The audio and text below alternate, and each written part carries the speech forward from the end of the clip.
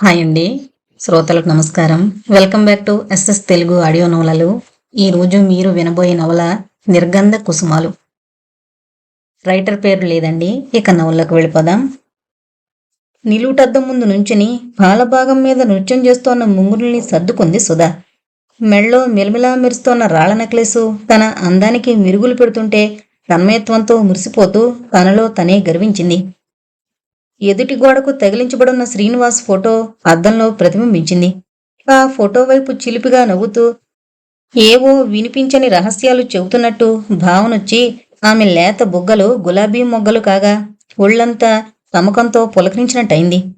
శ్రీనివాస్ మావయ్య తన పక్కనే నుంచుని తన అందాన్ని ఆస్వాదిస్తున్నట్టుగానే తలంచి బిడియంతో చొప్పున కళ్ళు మూసుకుంది. పదధ్వని వినిపించి త్రుళ్ళిపడి వెనక్కు తిరిగింది. వచ్చిన వ్యక్తి అత్తయ్య అలివేణి. మనసు కాస్త కుదుటపడింది. ఏంటమ్మా సుధా, ఇంకా ఇక్కడేం చేస్తున్నావు? శ్రీనివాస్ వచ్చేస్తూ ఉంటాడు. నువ్వెక్కడో అంతఃపురంలో ఉంటే ఎలా మరి? నిన్ను చూడ్డానికి మా మరిది ఎంత ఆరాటపడుతూ ఉంటాడో చిలిపిగా నవ్వుతూ అంది అలివేణి. సోదముఖం సిగ్గుతో ఎర్రబడింది. ఏం మాట్లాడ్డానికి నోరు పెగల్లేదు. మొహం దించేసుకుంది. ఇప్పుడే ఇంత సిగ్గుపడితే ఎలా అమ్మా? ఇంకా ముందున్నాయి ఆ రోజులు అంది అలివేణి మందహాసంతో. మారు మాట్లాడకుండా చరచరా వెళ్ళిపోయింది సుధా. అలివేణి తృప్తిగా ఓ నిట్టూర్పు విడిచింది. సుధా శ్రీనివాస్కి తగిన జోడీ అనుకుంటూ తను వెళ్ళిపోయింది లోలోన నవ్వుకుంటూ. ముందు గదిలో వాలు కుర్చీలో కూర్చుని రంగారావు తమ్ముడి రాక కోసం ఆసక్తితో ఎదురు చూస్తున్నాడు. సుమారు 6 నెలల తర్వాత వస్తున్నాడు తమ్ముడు. ఎప్పుడు రమ్మని ఉత్తరం రాసినా తనక్కడ లేకపోతే పనంతా స్తంభించిపోయినట్టుగానే సెలవు దొరకడం లేదని జవాబు రాస్తుండే తమ్ముడు ఈనాళ్లకి వీలు చూసుకుని వస్తున్నందుకు అతను నిజంగా మురిసిపోతున్నాడు. ప్రతి 5 నిమిషాలకి వాచి చూసుకుంటున్నాడు. ఒక్కో నిమిషం ఒక్కో యుగంలా ఉందా క్షణంలో. ఆసక్తితో పాటు ఆరాటము ఇనుముడిస్తోంది అతనిలో. అసలు అతని స్టేషన్కి వెళ్లాల్సింది. కానీ 2 రోజుల నుంచి ఒంట్లో సుస్థిగా ఉంటే తనని స్టేషన్కి రావద్దని వారించి స్వయంగా స్టేషన్కి వెళ్లాడు శ్రీనివాస్ స్నేహితుడు భాస్కరం. భాస్కరం జాడ కూడా లేకపోవడం మరీ ఆతృత కలిగించింది రంగారావుకి. బహుశా బండి రావడమే ఆలస్యమై ఉంటుందేమో అనుకుని కొంతవరకు సమాధానపడ్డాడు. అదే సమయంలో ఇంటి ముందు టాక్సీ ఆగింది. ఓ కంగలో బయటకొచ్చాడు రంగారావు. అతని మొహంలో ఏదో కొత్త కళ వచ్చినట్టయింది. అలివేణి ముందు గదిలోకి వచ్చేసింది. సుధా లోపల గది ద్వారం దగ్గరే నుంచుని చకోర పక్షిలా ఎదురు చూస్తోంది. టాక్సీలోంచి ముందుగా భాస్కరం దిగాడు. తర్వాత హుషారుగా శ్రీనివాస్ బయటకొచ్చాడు. వెనక సీట్లోంచి 20 ఏళ్ల యువతి దిగింది. ఆమెను చూడ్డంతోనే రంగారావు మొహంలో హఠాత్తుగా రంగులు మారాయి. ఎంతవరకు ఆ మొహంలో వెలుగొందుతూ ఉన్న కాంతి అనుకోకుండా మాయమైంది. అలివేణి నివ్వెరపోయింది. తను ఊహించనిదేదో జరిగినందుకు బాధపడుతున్నట్టు మొహం పేలవమైంది. మావయ్య రాకకై కళ్ళు కాయలు కాచేలా ఎదురు తెన్నులు చూస్తున్న సుధకి కళ్ళు తిరిగినట్టయింది. పరిసరాలన్నీ చీకటమయంగా కనిపించాయి. ప్రతి ఒక్కరి అంతరంగంలోనూ ఆమె ఎవరు అన్న ప్రశ్న హఠాత్తుగా ఉద్భవించి ఆందోళన కలిగించింది. కాలమే స్తంభించినట్టుగా క్షణంసేపు నిశ్శబ్ద వాతావరణం ఏర్పడింది. రావుషా అంటూ శ్రీనివాస్ ముందుకొచ్చాడు నెక్టై సర్దుకుంటూ. ఆమె వ్యానిటీ బ్యాగ్ చేతికి తగిలించుకుని మందగమనంతో శ్రీనివాస్ని అనుసరించింది. క్రీమ్ కలర్ టెర్లిన్ చీర, అదే రంగు బ్లౌజు ధరించిన ఉష చాలా ఆకర్షణీయంగా అందంగా అగుపిస్తోంది. ఏమన్నయ్య, నీ ఆరోగ్యం బావుందా? దగ్గరకొస్తూ మందహాసంతో అన్నాడు శ్రీనివాస్. ప్రస్తుతానికి బాగానే ఉందిరా. గత 2 రోజులు ఒంట్లో కాస్త నలతగా ఉండడం వల్ల స్టేషన్కి రాలేకపోయాను. ఏదో ఓపిక పట్టి వద్దామనుకుంటే భాస్కరం వారించాడు అన్నాడు రంగారావు. ఆ మాటల్లో ఏమంత ఉత్సాహం అగుపించలేదు. అయినా నువ్వెందుకు రావడం అన్నయ్య? నాకిల్లు తెలీదు గనుకునా నవ్వుతూ అని అన్నట్టు పరిచయం చేయడమే మరిచాను. ఈమె నా స్నేహితుని చెల్లెలన్నయ్య, పేరు ఉష అంటూ ఉషకేసి తిరిగి, ఉషా, ఈయనే మా అన్నగారు. నన్నింత వృద్ధిలోకి తీసుకొచ్చి ప్రయోజకుడిగా తయారు చేసింది ఈయనే అన్నాడు. నమస్కారమండి సవినయంగా 2 చేతులు జోడించి మరి అంది ఉష. రంగారావు యాంత్రికంగా నమస్కరించాడు. అతని మనసులో లేదు. ఏదో ఆలోచిస్తున్నాడు. లోపలికి పదండి అన్నాడు తప్పదు గనుక. నేను వెళ్ళిపోతానండి. మా వాళ్ళు నా కోసం ఎదురు చూస్తుంటారు. ఇక్కడ ఆలస్యమయ్యే కొద్దీ వాళ్ల ఆరాటం అధికమవుతుంది అంది ఉష. అవునన్నయ్య, వీళ్ళ అక్కగారు ఈ ఊళ్ళోనే ఉన్నారట. నేనొస్తుంటే తోడుగా ఉంటాను కదా అని నాతో పంపించాడు వీళ్ళన్నయ్య అన్నాడు శ్రీనివాస్. రంగారావు మనసు కాస్తంత కుదుట పడిందిప్పుడు. అలాగే అలివేణి సుధ కూడా కొంతమేరకు తేరుకున్నారు. సరే వెళ్ళిరా అమ్మా, ఊళ్ళోనే ఉంటావుగా, అప్పుడప్పుడు వస్తూ ఉండు అన్నాడు రంగారావు. అలాగేనండి అనేసి వెనక్కిపోయి టాక్సీలో కూర్చుంది ఉష. శ్రీనివాస్ సామాన్లు దింపేశాక టాక్సీ కదిలింది. లోపలికి రారా భాస్కరం అన్నాడు శ్రీనివాస్ స్నేహితుడికేసి చూస్తూ. నాకు ఆఫీస్ వేళైందిరా శ్రీ, మళ్ళీ సాయంత్రం కలుస్తానుగా, వస్తా అనేసి వెళ్ళిపోయాడు భాస్కరం. శ్రీనివాస్ లోపలికొచ్చాడు. ఏం వదినా, కులాసయ్యేనా? మందహాసంతో ప్రశ్నించాడు వదిన్ను. ఆ కులాసయ్య బాబు, నువ్వు బాగున్నావు కదూ అలివేణంది. శ్రీనివాస్ మెల్లగా నవ్వాడు. సలక్షణమైన ఆరోగ్యంతో నీ సమక్షంలో నుంచున్న మనిషిని చూస్తూ నువ్వు బాగున్నావు కదూ అని ప్రశ్నించడం ఏంటొదినా? మనకి ఈ పాత చింతకాయ పచ్చడి ప్రశ్నలు వదిలిపెట్టవుగా మోసు నవ్వుతూనే అన్నాడు. అది అలవాటైపోయిందిలే బాబు, పద లోపలికి అంది అలివేణి. లోపలి గది ద్వారాన్ని ఆనుకుని సిగ్గుతో తల ఉంచుకుంటూ క్రీగంటతో తనకేసే చూస్తున్న సుధను గమనించాడు శ్రీనివాస్. పరిశీలనగా ఆమె వైపు ఓసారి పరికించాడు. మునుపటి కంటే అందంగా అగుపిస్తున్నట్టుందామె. ఏం సుధా, బాగున్నావా అన్నాడు 2 అడుగులు ముందుకు వేస్తూ. అలివేణికి మంచి అవకాశం చిక్కింది తిప్పి కొట్టడానికి. చప్పున కల్పించుకుంది. సలక్షణమైన ఆరోగ్యంతో నీ సమక్షంలో నుంచిన వ్యక్తిని బాగున్నావా అని ప్రశ్నిస్తున్నావేమిటి బాబు నవ్వుతూ అంది. శ్రీనివాస్ పక్కున నవ్వాడు. సుధా అక్కడి నుంచి తుర్రుమంది. ఎలాగైతేనే నా మాట నాకే అప్పజెప్ప వదినా అన్నాడు. సరేగాని వెళ్ళి బట్టలు మార్చుకో బాబు, స్నానం చేద్దువుగాని అంది అలివేణి. శ్రీనివాసు సూట్ కేసు తీసుకుని పక్క గదిలోకి పోయాడు ఈల వేసుకుంటూ. ముందు గదిలో కూర్చున్న రంగారావు భార్యను కేకేశాడు. వీణి, నిజం చెప్పాలంటే టాక్సీలోంచి ఆ అమ్మాయి దిగుతూ ఉంటే నా హృదయం తుఫాన్లో చిక్కుకున్నట్టుగా ఊగిసలాడిపోయిందంటే నమ్ము. ఆమె వీడి స్నేహితుని చెల్లెలని తెలుసుకున్నాక కొంత తిరిపడ్డాను అన్నాడు రంగారావు.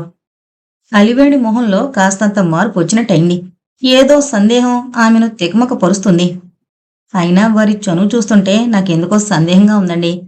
కొంపదీసి మనవాడు ఆమె వల్ల పడిపోడు కదా మెల్లగా అందామె. అదంతా నీ ఊహేగాని భయపడాల్సిందేమీ లేదు అలివేణి. ఆమె బాగా చదువుకున్న అమ్మాయి లగుపిస్తోంది. అటువంటి వాళ్లు ఏ అరమరికలు లేకుండా చనువుగా తిరగడం ఆశ్చర్యమేం కాదు. ఆమె సందేహాన్ని తను సమర్థించలేదు అన్నట్టుగా చెప్పాడు రంగారావు. ఎంత చదువుకున్న వాళ్ళైతే మాత్రం ఏకవచనంతో సంబోధించుకునేటంతటి సాన్నిహిత్యం ఏర్పడుతుందా? ఏంటోనండి, నేను నమ్మలేకపోతున్నాను అంది. రంగారావు క్షణం యోచించాడు. తమ్ముడిపై అతనికి దృఢమైన విశ్వాసం ఉంది. ఎంత తార్కికంగా ఆలోచించినా ఆ విశ్వాసాన్ని ఒమ్ము చేసుకోలేకపోతున్నాడు. నీలో ఇంకా పాతకాలపు ఆలోచనలు అంతరించలేదు వేణి, అటువంటి అనుమానమేం పెట్టుకోవద్దు. చూసావుగా వాడు సుధతో ఎంత చనువుగా అనురాగపూరితంగా మాట్లాడుతున్నాడో. తమ్ముడని కాదుగాని వాడి మీద నాకు దృఢమైన విశ్వాసం ఉంది వేణి.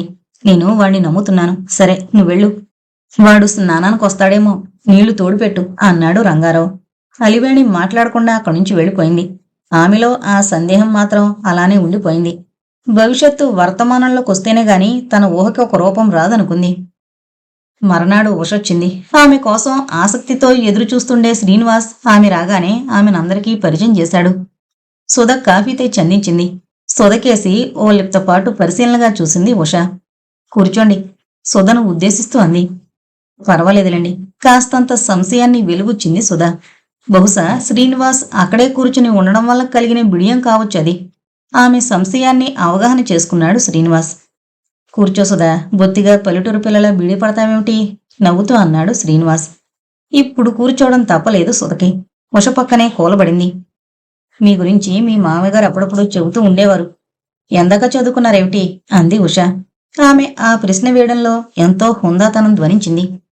స్కూల్ ఫైనల్ పాస్ అయ్యానండి చాలా అమాయకంగా జవాబిచ్చింది సుధా. ఇంతేనా? మగవాళ్లతో సరితూగేలా మనం కూడా విద్యారంగంలో ముందుకు పోవాలండి. మనం ఎందులోనూ వారికి తీసిపోమన్న విశ్వాసం మనలో ఉండాలి. నా విషయమే తీసుకోండి. మొన్ననే బిఏ పూర్తి చేశానా, అక్కడితో ఆపాలన్న ఆలోచనే లేదు. ఎంఏ చదవాలనుకుంటున్నాను. అదేంటో మరి ఆ ఆసక్తి చావడం లేదు అంది ఉష. అది స్కోత్కర్ష అని సుధకు తెలీదు. అయినా ఓపిగ్గా వింది. ఏమోనండి, నాకు మాత్రం మరి చదవాలనిపించడం లేదు. ఎంత చదువుకున్నా చివరికి సంసార బాధ్యత నెత్తిన వేసుకోవాల్సిందేగా అంది సుధ. ఎందుకో మరి అనుకోకుండా ఆమెలో సిగ్గు మొలకెత్తి చెక్కిళ్లు ఎరిపెక్కాయి. మొహం దించుకుంది. శ్రీనివాస్ ఆమె మాటలకి నవ్వుకున్నాడు. ఉష మాత్రం ముఖం చిట్లించుకుంది. తన ఆధిక్యతను వెల్లడి చేసుకునేందుకే అలా అందిగాని తన అభిప్రాయాన్ని ఆమె అంత సులువుగా తోసిపుచ్చుతుందని అనుకోలేదు. అఫ్కోర్స్ అది ఎలాగో ఉన్నదనుకోండి. అయినా విద్యార్థికులైతే స్త్రీలు ఇంటి బాధ్యతల్ని మరింత సక్రమంగా విజయవంతంగా నిర్వహించడానికి అవకాశం ఉంటుందండి అంది ఉష. వీళ్ల వాదనని తమాషాగా వింటున్నాడు శ్రీనివాస్. స్కూల్లో డిబేట్ గుర్తుకొచ్చింది. సుధ ఏం జవాబు చెబుతుందోనని ఆసక్తిగా చెవులు రిక్కించుకుని వినసాగాడు. సుధ డిగ్రీలేమీ పుచ్చుకోకపోయినా తెలివైందని అతనికి బాగా తెలుసు. సుధ మౌనం దాల్చలేదు. అయితే ఎక్కువగా చదువుకొని వాళ్ళు సంసార బాధ్యతల్ని సక్రమంగా నిర్వహించడం లేదనా మీ అభిప్రాయం? మీ అభిప్రాయం తప్పంటాను. ఆ మాటకొస్తే విద్యాధికులైన స్త్రీల సంసారాల్లోనే విడాకుల ప్రసక్తి వస్తుండడం ఎన్నో సందర్భాల్లో వింటున్నాం, చూస్తున్నాం కూడాను అంది సుధ. ఉష చిత్తైపోయింది. ఆమెలో చిరుకోపం చిందులు తొక్కనారంభించింది. మొహం జేవురించింది. కళ్లల్లో ఎర్రని చారలు స్పష్టంగా కనిపిస్తున్నాయి. నాసికాపుటాలు మెల్లగా నాట్యం చేస్తున్నాయి. శ్రీనివాస్ పరిస్థితిని అర్థం చేసుకున్నాడు. ఆ వాగ్వివాదం అలా అలా పెరిగితే పర్యవసానం ఎలా ఉంటుందోనన్న సందేహంతో కలవరపడ్డాడు. అందుకే అంతవరకు తమాషా కోసం వింటున్నవాడల్లా ఉపేక్షించకుండా కలిగించుకున్నాడు. సుధా, ఇంతటితో మీ వాదనకు పులిస్టా పెడితే బాగుంటుంది అన్నాడు. ఆ సమయంలో తను వారించగలిగేది సుధనే గాని ఉషను వారించే స్వతంత్రం లేదని అతనికి తెలుసు. సుధ జవాబివ్వకుండా అక్కడి నుంచి లేచి నుంచుని ఖాళీకప్పు చేతిలోకి తీసుకుంది. ఉషకు చెప్పకుండా వెళ్ళిపోవడం సభ్యత కాదనిపించిందేమో మరి. వస్తానండి అంది ఆమెను ఉద్దేశించి.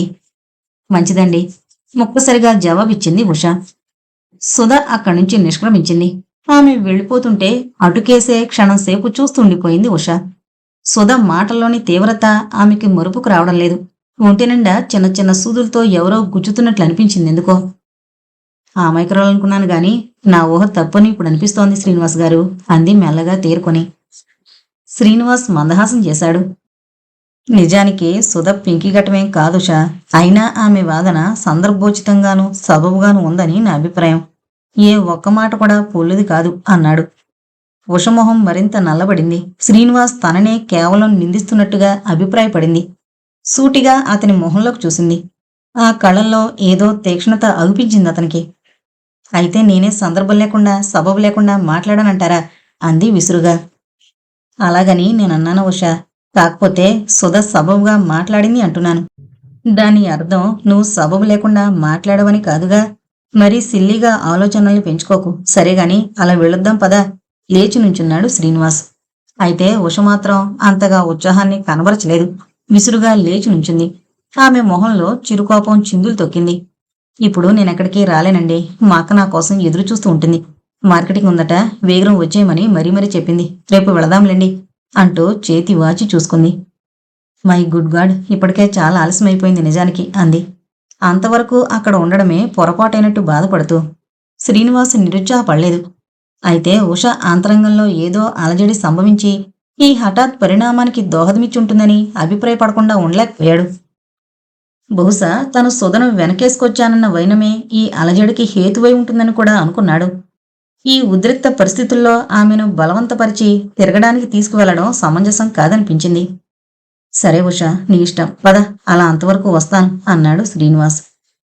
ఇద్దరూ బయటకొచ్చారు. కొంత దూరం వెళ్లే వరకు ఇద్దరిలో ఏ ఒక్కరూ మాట్లాడలేదు. స్త్రీగా ఉష ఎక్కువ సహనాన్ని కనబరిచింది గాని శ్రీనివాస్ మౌనంగా ఇంక ఉండలేకపోయాడు. ఈవేళ నువ్వింత ముభావంగా ఉండడానికి కారణమేమిటో ఊహించలేకపోతున్నాను ఉషా అన్నాడు. ఆ కారణమేదో ఆమె నోటనే వినాలని. ఉష అతనికేసి చూడలేదు. ఆమె పెదాలపై చిన్న మందహాసమైన చిందులాడలేదు. అబ్బే, అటువంటిదేమీ లేదులేండి. అయినా అదే పనిగా మాట్లాడడానికి ఏం కబుర్లుంటాయని. మీరిప్పటికే చాలా దూరం వచ్చేశారు. తిరిగి వెళ్ళండి, నేను రిక్షాలో పోతాను అంది ముభావంగానే. ఆమె అంత సీరియస్గా మాట్లాడడం శ్రీనివాస్ హృదయంలో ఎక్కడో కనిపించని చోట చిన్న ఘాతం తగిలించినట్టయింది. మరింత విపరీత మనస్తత్వం అయితే ఒక్కొక్కప్పుడు చాలా ప్రమాదమే అనుకున్నాడు. మెల్లగా నిట్టూర్పు విడిచాడు. ఒంటరిగా వెళ్ళిపోగలవా ఆమెకేసి అదోలా చూస్తూ అన్నాడు. ఉష సగర్వంగా నవ్వింది. ప్రయాణంలో నాకు తోడుగా ఉన్నారని బొత్తిగా నన్ను పిరికి వాళ్లలో జమకట్టకండి శ్రీనివాస్ గారు. ఎన్నోసార్లు ఒంటరిగా ప్రయాణం చేశానన్న విషయం మీకు తెలియకపోవచ్చు. అటువంటిది ఇంక ఊళ్ళో భయమేమిటి? నేను వెళ్ళిపోగలనులేండి. మీరు నిశ్చింతగా తిరిగి వెళ్ళొచ్చు. ఆడవాళ్లు అబలలు కారన్న విషయాన్ని ఓసారి గుర్తు చేస్తూ రిక్షా స్టాండ్లో నుంచుని రిక్షావాణ్ణి కేకేసింది. రిక్షాలో కూర్చుంటూ వస్తానండి అంది. రిక్షా సాగిపోయింది. శ్రీనివాసు క్షణంపాటు వెళ్ళిపోతున్న రిక్షాకేసి కళ్ళు పిగించి చూస్తూ ఉండిపోయి ఉసూరుమంటూ వెనక్కి మళ్ళాడు. అతని అడుగులు మెల్లగా సాగిపోతూ ఉంటే మెదడు మాత్రం ముమ్మరంగా ఆలోచనలు సాగిస్తోంది. ఉషకి తనకి పరిచయమై ఏడాదికి పైగా అయింది. ఈ వ్యవధిలో ఆ పరిచయం బాగా సన్నిహితమై ఎన్నో ఏళ్లనుంచి పరిచయం ఉన్న వ్యక్తుల్లా ముడిపడ్డారు. వాళ్లన్నయ్యకి తనకీ మధ్య గల స్నేహం కంటే తమ పరిచయం బలపడింది. ఆమెను తను బహువచనంలో సంబోధిస్తూ ఉంటే ఆమె వారించి ఏకవచనంలో సంబోధిస్తేనే గాని తను మాట్లాడనంది ఒకసారి. అప్పటినుంచి తనకో సందేహం వచ్చింది. ఉష తనని ప్రేమించడం లేదు కదా అన్న సందేహమేది. ఆ సందేహానికి సరైన సమాధానం చెప్పుకోలేక తికమక పడ్డాడు. సరైన సమాధానాన్ని ఎలాగైనా ఆమె నుండే రాబట్టుకోవాలన్న తన చొరవను సభ్యత మింగేసింది. ఆ సందేహం సందేహంగానే మిగిలిపోయింది. ఇలా ఆలోచనలు సాగిస్తోన్న శ్రీనివాస్ కళ్ల ముందు ఉష స్వరూపం లీలగా గోచరించింది. ఉష చదువుకుంది, సుధ కంటే అందమైంది. వాళ్ళన్నయ్యకి సంఘంలో మంచి స్టేటస్ ఉంది. ఇన్ని అర్హతలు కలిగున్న ఉష తను ఊహించినట్టు తనని ప్రేమిస్తే అంతకంటే గొప్ప అదృష్టాన్ని ఇంకెవరు కోరుకుంటారు? అయితే ఆమె ప్రేమిస్తోంది లేంది తేడతెల్లమవ్వాలి. నిజానికి తనని ప్రేమించకపోతే సుధని తన వెనకేసుకొచ్చినందుకు బొంగుమూతి పెట్టుకుని ముభావంగా మారిపోతుందెందుకు? ఇటువంటి మార్పు ప్రేమకు సంబంధించిందే అని ఏమేమో ఆలోచించుకుంటూ ఉంటే ఇంతలో ఇల్లు రానే వచ్చింది. ఆలోచనలకు సడన్ గా బ్రేక్ పడింది. చీకటి పడిందప్పుడే. ఇంట్లోని విద్యుత్ దీపాలు రానున్న ఆపద గుర్తించలేక సరదాగా స్వైరవిహారం చేస్తున్నాయి. రంగారావు ముందు గదిలో కూర్చుని సిగరెట్ కాల్చుకుంటున్నాడు. శ్రీ అంటూ లోపలికి పోతున్న తమ్ముణ్ణి కేకవేశాడతను. ఏమన్నయ్యా అన్నాడు. కూర్చో. అన్నయ్యకు అభిముఖంగా కూర్చున్నాడు శ్రీనివాస్. ఆయన మొహంలోని గంభీరత చూస్తుంటే అతనికెందుకో కంగారు పుట్టింది. తప్పకుండా ఏదో విశేషం ఉండుంటుందన్న భావన అతనిలో కలిగింది. ఒక విధమైన ఆరాటం, ఆసక్తి అతనిలో ఉరకలు వేశాయి. క్షణం నిశ్శబ్దం. ఆ కొద్దిపాటి నిశ్శబ్దాన్ని భరించలేకపోయాడు శ్రీనివాస్. ఇంతలోనే రంగారావు ప్రారంభించాడు. శ్రీ, సొద విషయం నన్ను చాలామంది అడుగుతున్నారా? ఏదో సమాధానం చెప్పుకోక తప్పడం లేదు. అందుకే వీలైనంత త్వరలో మీ ఇరువురిని ఓ ఇంటివారుగా చేసి నా బాధ్యత తీర్చుకోవాలనుకుంటున్నాను. ఇదే నీతో సంప్రదించి పరిష్కారం చేయాలనే నువ్వెప్పుడు సెలవుల్లో వస్తావా అని ఎన్నాళ్లు ఎదురు చూశాను. ఇక నీ అభిమతం చెప్పడమే తరువాయి అంటూ ఆగాడు రంగారావు. నిజానికి అతను చెప్పిందంతా శుద్ధ నిజం కాదు. తమ్ముడొచ్చిన తర్వాత ఉషతో ఇతడి చనువును చూస్తుంటే ఇప్పుడిప్పుడే అతనిలో ఏదో సందేహం జనిస్తోంది. భవిష్యత్తులో ఇంకే విధమైన సమస్యలు తలెత్తకముందే వాళ్ళిద్దరి వివాహం జరిపేసి తమ్ముడిని ఒక పరిధిలో పడేయాలనుకున్నాడు. అన్నయ్య సంప్రదింపుకు శ్రీనివాస్ ఆశ్చర్యపడలేదు, ఆందోళన చెందలేదు. అతనికి తెలుసు ఎప్పటికైనా ఈ సమస్య ఎదుర్కోక తప్పదని. దీన్ని ఎలా తట్టుకోవాలో కూడా ఇంతకు ముందే మనసులో నిర్ణయించుకున్నాడు. అందుకే చలించకుండా నిబ్బరంగా ఉండగలిగాడు. నా వివాహ విషయంలో మనసు విప్పి నీతో మాట్లాడాలని నేను అనుకుంటున్నానన్నయ్య. సుధను నేనెప్పుడు మేనకోడలనే వాత్సల్యంతో భావిస్తూ వచ్చాను గాని ఆమె నాకు అర్థంగా అవుతుందన్న దృక్పథం లేకపోయింది. అందుకే ఆమె పట్ల అనురాగం నాలో ఏనాడూ ఉద్భవించలేదు. ఇటువంటి భావం నాలో ఎందుకు ఏర్పడిందో నేను ఊహించలేకపోతున్నాను అన్నాడు శ్రీనివాస్. రంగారావు నిర్ఘాంతపోయాడు. తమ్ముడికేసి ఆశ్చర్యంగా చూశాడు. క్రితం రోజు భార్యన్న మాటలు అతనికి గుర్తుకొచ్చాయి. తమ్ముడిలో ఎవరూ ఊహించని మార్పు వచ్చిందనిపించింది. గట్టిగా ఓ నిట్టూర్పు విడిచాడు.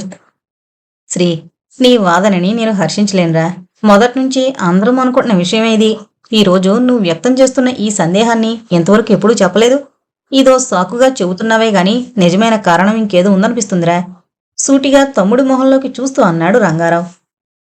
శ్రీనివాస్ కాస్తంత కలవరపడిన మాట వాస్తవమే అయినా తన కలవరపాటును బయట పడనివ్వలేదు. నన్ను అపార్థం చేసుకోవద్దన్నయ్యా, నేను చెప్పింది నిజం అంతే అనగలిగాడు శ్రీనివాస్. రంగారావు బరువుగా నిశ్వాసం వదిలాడు. అయితే ఇదే నీ ఆఖరి నిర్ణయమా అన్నాడు సూటిగా. అవునన్నయ్య, ఓ మంచి సంబంధం చూసి సుధ వివాహం చేద్దాం. తల్లిదండ్రులు లేరనే లోటు లేనట్టుగా వైభవంగా చేద్దాం అన్నాడు శ్రీనివాస్.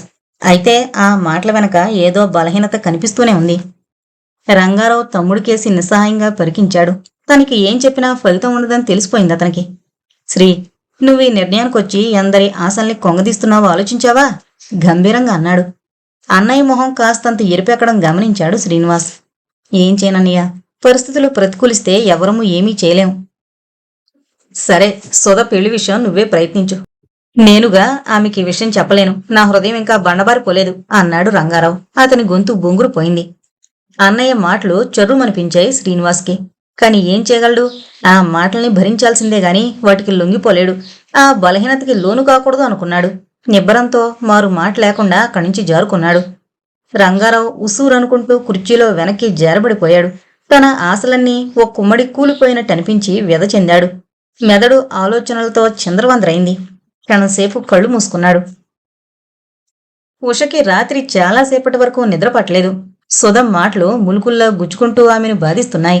ఆమె అందర్నీ ఉద్దేశించి అన్నట్టుగా కాకుండా కేవలం వ్యక్తిగతంగా తనని కించపరచాలన్న ఉద్దేశంతోనే అందని ఊహించి ఎంతగానో బాధపడింది. అది తీరని అవమానంగా తోచిందామెకి. ఎవరి విషయంలో ఎలా ఉన్నా తన విషయంలో మాత్రం అలా ఎన్నడూ జరగదని ఆచరణలో స్పష్టం చేసి ఆమెకు బుద్ధి చెప్పడమెలా అన్న ఆలోచన ఆమెలో తళుక్కున మెరిసింది. దాంతోపాటు ఒక్కో ఆలోచన గొలుసులా రావడం ప్రారంభించాయి. ఇంతవరకు తను శ్రీనివాస్తో చనువుగా మసులుతున్నా ఆ చనువులో అనురాగాన్ని మేళవింపలేదు. అది కేవలం పరిచయంగానే ఉండేది. అతను తన కేసి ప్రసరిస్తోన్న అనురాగపూరిత దృక్కుల్ని తలుచుకుంటూ ఉంటే తనని అతను ప్రేమిస్తున్నాడేమో అని ఇప్పుడు అనిపిస్తోంది. అదే నిజమైతే తన సహచర్యమే అతను కోరితే తానెందుకా ప్రేమను అంగీకరించకూడదు? అతనికేం తక్కువని? విద్యాధికుడు, స్ఫురద్రూపి, ఆస్తిపాస్తులు లేకపోతేనే మంచి ఉద్యోగం వెలిగిస్తున్నాడు. భవిష్యత్తులో 2 చేతులతో ఆర్జించే అవకాశాలు బోళ్లున్నాయి. ఇకపోతే అన్నయ్య స్నేహితుడు కాబట్టి అన్నయ్య మనస్ఫూర్తిగా అంగీకరిస్తాడు తమ వివాహానికి. అతనితో తన వివాహమే జరిగితే సుధ జీవితంలో గొప్ప అవకాశాన్ని జారివిడుచుకున్నట్టే అవుతుంది.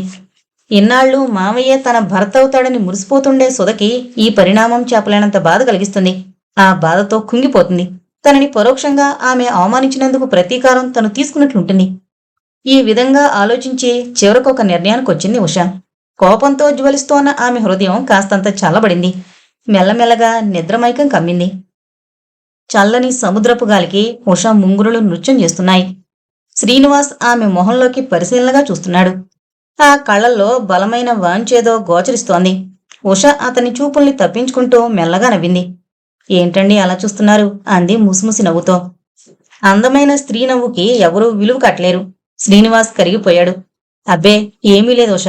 ఈ సంధ్య వెలుగులో నీ అందమైన మొహం మరీ అందంగా వెలిగిపోతున్నందుకు ముగ్ధుడవుతున్నాను ధైర్యం చేసి అన్నాడు. ఉష పక్కకి ముఖం తిప్పుకుంది సిగ్గుతో. ఈరోజు కవిత్వం ప్రారంభించారేమిటి? అంది. తన ఊహ నిజమేనని ఇప్పుడు అనిపించింది ఆమెకి. అందమైన స్త్రీ ఎదురుగా ఉంటే ఇంక కవిత్వానికి కొదవేముందుషా? చొరవ తీసుకుని అన్నాడు. చాలా దూరం పోతున్నారే అంది గంభీరతం తెచ్చుకుంటూ. ఆమె గంభీరతం చూసి శ్రీనివాస్ కొద్దిగా కంగారు పడ్డాడు. ఉషా, ఇన్నాళ్ళు నా మనసులోని మాటను వ్యక్తం చేసేందుకు ధైర్యం చేయలేకపోయాను. ఇంక ఉపేక్షించడం శ్రేయస్కరం కాదనిపించి ఈరోజు చొరవ చేసి చెబుతున్నాను. నేను నిన్ను వివాహం చేసుకుంటాను ఉషా. నీకేమీ అభ్యంతరం లేదనుకుంటాను అన్నాడు కాస్తంత స్వరం తగ్గించి. ఉష లోలోన ఎంతో ఉప్పొంగిపోయింది. ఆడబోయిన తీర్థం ఎదురైనట్టుగా అనుకోకుండా ఈ సదవకాశం వచ్చింది. ఇంక తను వదులుకుంటుందా? అయితే కాస్తంత బెటుసరి చూపించకపోతే ఎలా? మీ అభిప్రాయమే నా అభిప్రాయంగా మార్చుకోమంటారా? అంది సూటిగా. అలాగని నేను అనలేదే తెల్లబోయాడు శ్రీనివాస్. మరి మీ అభిప్రాయం అదే కదండి. లేకపోతే నా అంగీకారం తెలుసుకోకుండా మా అన్నయ్య అనుమతి తీసుకోకుండా ఎలా మీరు నిర్ణయానికి వచ్చారు చెప్పండి అంది సీరియస్గా. అయితే ఆ సీరియస్నెస్ ని ఎంతోసేపు నిలబెట్టుకోలేకపోయింది. తెల్లబోయిన శ్రీనివాసుని చూసి పకాలను నవ్వేసింది. అమ్మ దొంగ, ఇదంతా నటనన్నమాట అంటూ ఆమె చేతిని గట్టిగా నొక్కాడు. సరేగాని మీ అన్నయ్యకు ఉత్తరం రాయి అన్నాడు. అలాగేలేండి, ఇప్పుడేమీ ముంచుకుపోలేదుగా.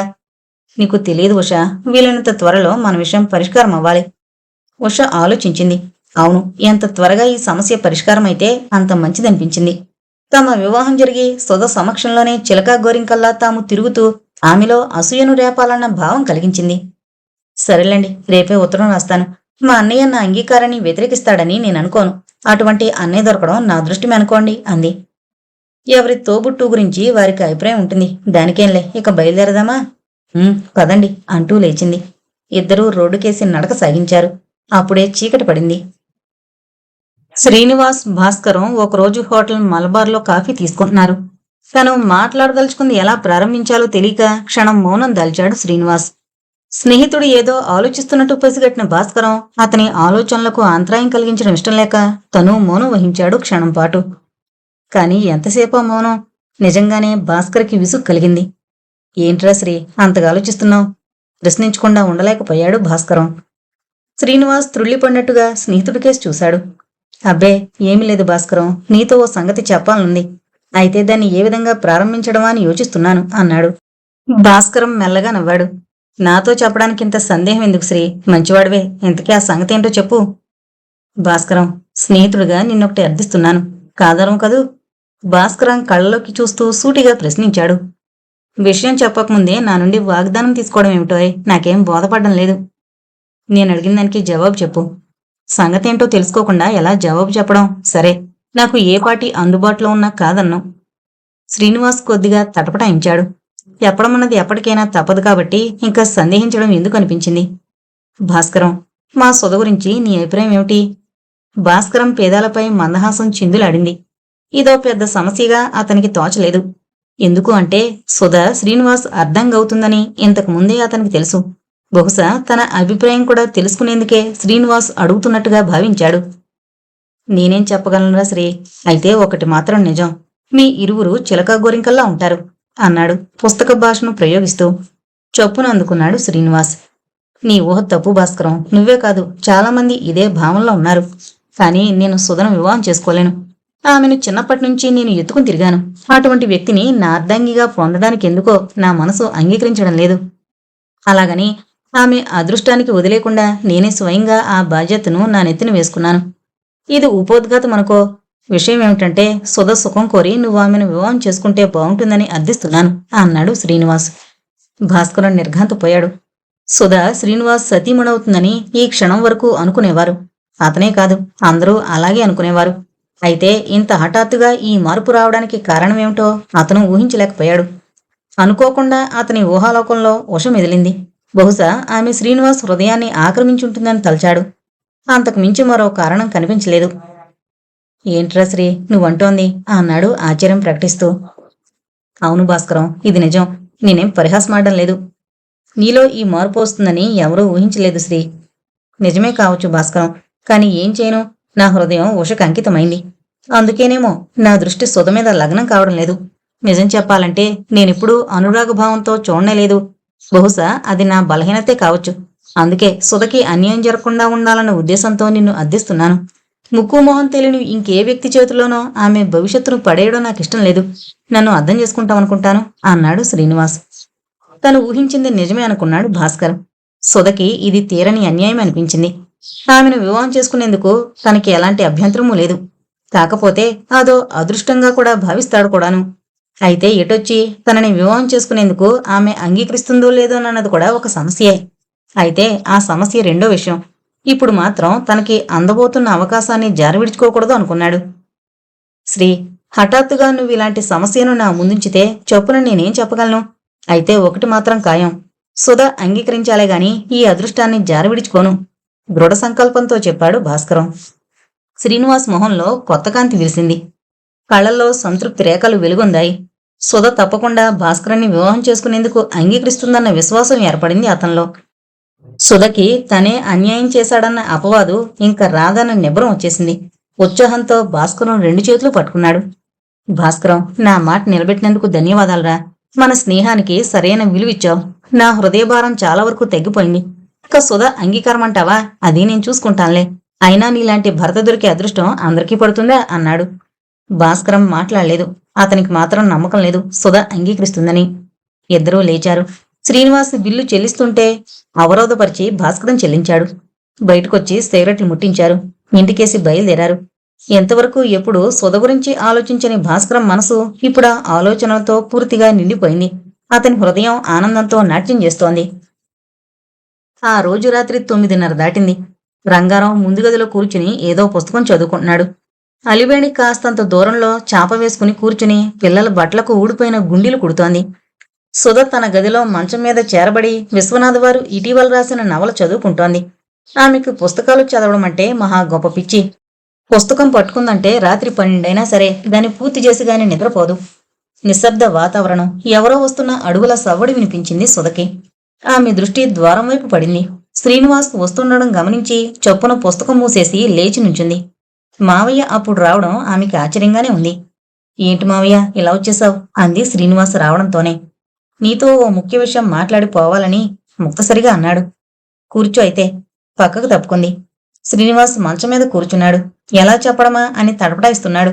అతని మౌనం మరింత ఆరాటాన్ని కలిగించింది సుధకి. ఏంటి మావయ్య ఆలోచనలో పడ్డావు అంది. ఆలోచనేం లేదు సుధా. ఇప్పుడు చెప్పు, భాస్కరం గురించి నీ అభిప్రాయం ఏమిటి? ఆ ప్రశ్న వేస్తోంటే అతని స్వరంలో ఏదో మార్పు రావడం గుర్తించలేదామె. సుధమొహంలో ఆశ్చర్యం పొడసూపింది. భాస్కరం విషయం అడగడంలో మావయ్య ఉద్దేశమేమిటో ఆమెకొక పొట్టున అర్థం కాలేదు. ఏ విషయంలో మావయ్య అంది. ప్రత్యేకించి ఏ విషయంలోనూ కాదుగాని వ్యక్తిగతంగా అతడి గురించి నీ అభిప్రాయం చెప్పు చాలు. నాకు తెలిసినంతవరకు మంచివాడే. ఇంతకంటే అధికం చెప్పడానికి అతనికి నాకు గల పరిచయం ఏముంది గనుక మామూలు ధోరణిలో అనేసింది. ఈ ప్రస్తావనకి చాలా ప్రాముఖ్యత ఉందని, ఇది తన భవిష్యత్తుకి సంబంధించిందేనని ఆమెకేం తెలుసు మరి? క్షణం మౌనం తర్వాత అన్నాడు శ్రీనివాస్. ఒక్క విషయం అడుగుతాను, కోపగించుకోవు కదా సుధా? మంచివాడివే మావయ్య, కోపమెందుకు అడుగు అంది చిన్న మందహాసం చేస్తూ. భాస్కరాన్ని వివాహం చేసుకునేందుకు నీకేమీ అభ్యంతరం లేదు కదా సుధా? వాడు నీకు తగిన భర్తని నా అభిప్రాయం. ఏమంటావు అన్నాడే గాని ఆమె మొహం చూడలేకపోయాడు. సుధా ఒక్కసారి స్తంభించిపోయింది. హృదయస్పందన అధికమైంది. ఆపాదమస్తకం ఉడికిపోయింది. ఉన్నపోటున తల మీద పిడుగుపడ్డట్టయింది. కళ్ళు చీకట్లు కమ్మినట్టయింది. తనని అర్ధాంగిగా స్వీకరిస్తాడనుకున్న మావయ్యనా ఈ ప్రశ్న వేస్తోంది? తనలో తనే ప్రశ్నించుకుంది. అది తన భ్రమేగా. ఎదురుగా చెట్టంత మనిషి నుంచుని ప్రశ్నిస్తుంటే నమ్మకపోవడమేమిటి? మామయ్య వచ్చిన రోజే అతని వెంట ఉష ఉండడం చూసి తను కంగారు పడిన ఊహంతా ఇప్పుడు నిజమవుతోందా? ఇంతగా మరిపోయాడా మామయ్య? ఆలోచన తరంగాలతో మెదడు చంద్రవందరైంది. అంతలోనే ఆమె అంతరంగంలోని అభిమానం తను ఉన్నాననుకుంటూ గర్వంగా నుంచుంది. తను అసలు కుంగిపోయినందుకు కుంగిపోలేదు. తనని మరొకరి చేతిలో పెట్టేసి తన బాధ్యత తీర్చుకోవాలి అనుకుంటున్న శ్రీనివాస్ మామయ్య మీద ఇంకా ఆశ పెట్టుకుని ఉండడం తెలివి తక్కువ తనమనిపించింది. ఆమెలో ఒక విధమైన మొండిధైర్యం కూడగట్టుకుంది. తుఫాను చెలరేగిన మనసు ప్రశాంతతను నెలకొల్పుకుంది. స్త్రీకి ఉండాల్సిన సహనాన్ని తెచ్చిపెట్టుకుని గట్టిగా ఓ నిట్టూర్పు విడిచింది. మామయ్య, నా వివాహం గురించి నువ్వింతగా శ్రమ తీసుకోవాల్సిన అవసరం లేదు. నా పట్ల నీకు గల అభిమానానికి, ఆదరానికి ధన్యవాదాలు. దయచేసి ఇంకెప్పుడు ఇటువంటి అర్థం లేని ప్రయత్నానికి పూనుకోవద్దు అంది మెల్లగా. అయితే ఆమె ప్రతి మాటలోనూ కసి, ఒక రకం మందలింపు ధ్వనించాయి. శ్రీనివాస్ అప్రభితుడయ్యాడు. ఇంతవరకు తనని గౌరవిస్తూ ఉండే సుధా అంత కటువుగా జవాబిస్తుందని కాని, భాస్కరాన్ని వివాహం చేసుకునేందుకు నిరాకరిస్తుందని గాని ఊహించలేదతను. మొహం స్వేదంతో నిండిపోగా జేబులో నుండి రుమాలు తీసుకుని ఒత్తుకుంటూ మరింకేమీ మాట్లాడలేక మౌనంగా వెనక్కి తిరిగి వెళ్ళిపోయాడు. యుద్ధంలో ఓడిపోయిన వీరుళ్ళ. సుధకి ఇప్పుడు దుఃఖం ముంచుకొచ్చింది. తన దురదృష్టానికి వగస్తూ మంచం మీదకి ఒరిగిపోయింది. ఎంత ధైర్యం తెచ్చుకోవాలనుకున్నా ఏదో బాధ, ఏవో తలుపులు మస్తిష్కాన్ని మదనం చేస్తూ కలచివేస్తున్నాయి. మౌనంగా ఎంతోసేపు ఏడ్చింది. పక్కనే పుస్తకం పడింది. ఎప్పుడు నిద్రపట్టిందో ఆమెకే తెలీదు. సుధ అంగీకరిస్తే తను ధన్యుడేనని ఎన్నో ఆశలు పెంచుకున్న భాస్కరం ఆమె నిరాకరణను శ్రీనివాస్ ద్వారా తెలుసుకుని ఎంతగానో బాధపడ్డాడు. తనకు అదృష్టం లేకపోయినందుకు తన విధిని తిట్టుకున్నాడు. తనలో లేని ఆశల్ని రేకెత్తించిన శ్రీనివాసును లోలోన నిందించకుండా ఉండలేకపోయాడు. నాకు అనుమానంగానే ఉందిరా శ్రీని, సుధ అంగీకరిస్తుందో లేదోనని అన్నాడు భాస్కరం ఆ విషయం తెలుసుకున్న వెంటనే. ఎందుకో మరి నాకు ఆ సందేహం లేకపోయింది భాస్కరం. నిన్ను చేపట్టడానికి సుధకి ఏ విధమైన అభ్యంతరమూ ఉండదన్న నమ్మకం ఉండేది కాబట్టే నేను ఈ ప్రయత్నానికి సాహసించాను. నా ప్రయత్నం ఇలా విఫలమవుతుందని నేను ఊహించలేదు. నిస్పృహతో జవాబిచ్చాడు శ్రీనివాస్. భాస్కరంలో అనవసరంగా ఆశ కల్పించానన్న వేదన అతనిలోనూ లేకపోలేదు. ఈ నిరాకరణకు చాలా కారణాలుండొచ్చురా శ్రీ. మొదట్నుంచి నిన్నే తన సర్వస్వంగా గుర్తించుకుని ఏవేవో కలలుగంటూ ఊహాలోకంలో విహరిస్తున్న వ్యక్తి సుధా. ఆ భావనని చొప్పున చెరిపివేయడం కూడా అంత సులభం కాదు.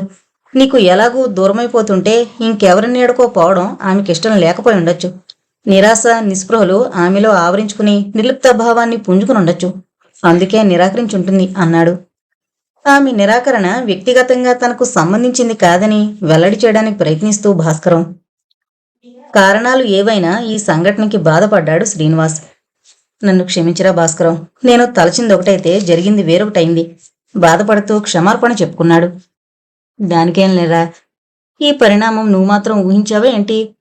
ఆమె మంచిని కోరే ప్రయత్నించావు, కానీ ఫలించలేదు. ఏం చేస్తానులే, ఒక విధంగా ఇది నా దురదృష్టమే అనుకుంటాను అన్నాడు భాస్కరం. శ్రీనివాస్ మాట్లాడలేదు. ఆ విషయాన్ని ఇంకా పొడిగించడం ఇష్టం లేకపోయింది. పోదాం పదరా భాస్కరం అంటూ లేచాడు శ్రీనివాస్. ఇద్దరూ ఇంటికేసి దారి తీశారు. శ్రీనివాస్ ఇల్లు చేరుకునేసరికి రంగారావు ముందు గదిలో వాలు కుర్చీలో కూర్చునున్నాడు. తమ్ముడు మొహం వేలాడేసుకుని వస్తూ ఉండడం గమనించాడు. ఏమైందోనని కంగారు పడ్డారు. ఏమిరా శ్రీ, అలా ఉన్నావు, ఏం జరిగిందేమిటి ఆసక్తితో అడిగాడు. అబ్బే ఏం లేదన్నయ్యా, మొహం దించుకుని కృత్రిమమైన మందహాసం చిందిస్తూ అన్నాడు శ్రీనివాస్. తన బాధను అన్నయ్యతో వ్యక్తం చేయడం ఇష్టం లేకపోయింది అతనికి. నువ్వు అబద్ధం చెబుతున్నావని నీ మొహమే చెప్తోందిరా శ్రీ. ఏదైనా నా దగ్గర చెప్పడానికి సందేహం ఎందుకురా, చెప్పు ఏమైందో అన్నాడు రంగారావు. శ్రీనివాస్ ఇంకా తప్పించుకోలేకపోయాడు. చెప్పక తప్పదనిపించింది. జరిగిందంతా చెప్పాడు. సుధ వివాహ విషయంలో తను ప్రయత్నించిన వైనమంతా. రంగారావు ఏమంత కంగారు పడలేదు. ఎందుకు అంటే అతను ఊహిస్తూనే ఉన్నాడు సుధ అంగీకరించదని. నేను మొదట అనుకున్నానురా సుధ మరొకరిని వివాహం చేసుకునేందుకు అంగీకరించదని అన్నాడు మెల్లగా. శ్రీనివాస్ మాట్లాడలేదు. తప్పు చేసిన వాళ్ళ మొహం దించుకున్నాడు. రంగారావు మళ్ళీ అన్నాడు, ఒక నిర్ణయానికొచ్చిన మనసుని చప్పున మార్చివేయాలనుకోవడం అంత సులువు కాదురా శ్రీ. నీ రూపును హృదయంలో నింపుకుని నువ్వే తన సర్వస్వంగా భావించుకుని నీ మీద ఎన్నో ఆశలు పెట్టుకున్న సుధకి నీ మార్పు ఒక షాకులా తగిలి బాధించుంటుంది. దాంతో నిరాశ నిస్పృహలు పెరిగి జీవితం పట్ల నిరసన భావం ఏర్పడి ఉంటుందేమో. నిజానికి ఆమెకు జరిగిన ఈ అన్యాయానికి నేను పరితపిస్తున్నాను.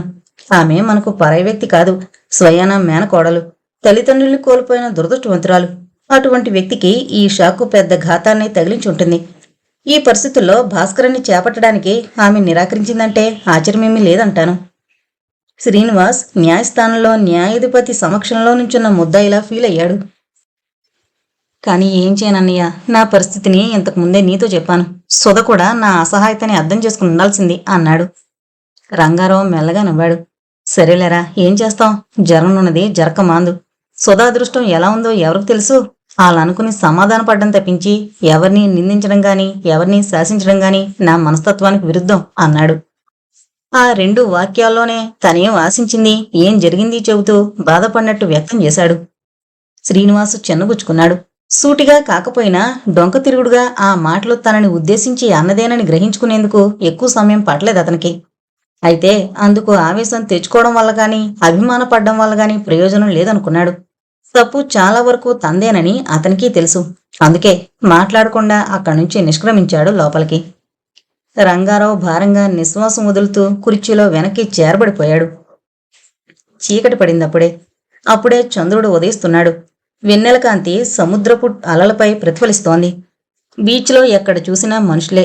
కొందరు ఒంటరిగా కూర్చున్నారు, కొందరు జంటలుగా కూర్చున్నారు, మరికొందరు గుంపులుగా ఉన్నారు. నవ్వులు, కేరింతలు, కోపాలు, అపహాస్యాలు మొదలగు వివిధ రసాలు వినిపిస్తున్నాయి. శ్రీనివాస్, ఉష ఓ పక్కగా కూర్చున్నారు. ఉష దృష్టి సముద్రపు అలలపై ప్రతిఫలిస్తోన్న చంద్రుని కాంతివైపే ఉంది. శ్రీనివాస్ ఆమెను మౌనంగా పరికిస్తున్నాడు. ఏదో చప్పున గుర్తుకొచ్చింది అతనికి. అన్నట్టు మీ అన్నయ్యకి ఉత్తరం రాసావు ఉష అన్నాడు శ్రీనివాస్. రాశానండి. ఈవేళ జవాబు కూడా వచ్చింది. చెప్పాలనుకుంటూనే మాటలో పడి మరిచిపోయాను అంది ఉష అతని ఆసక్తిని రెట్టింపు చేస్తూ.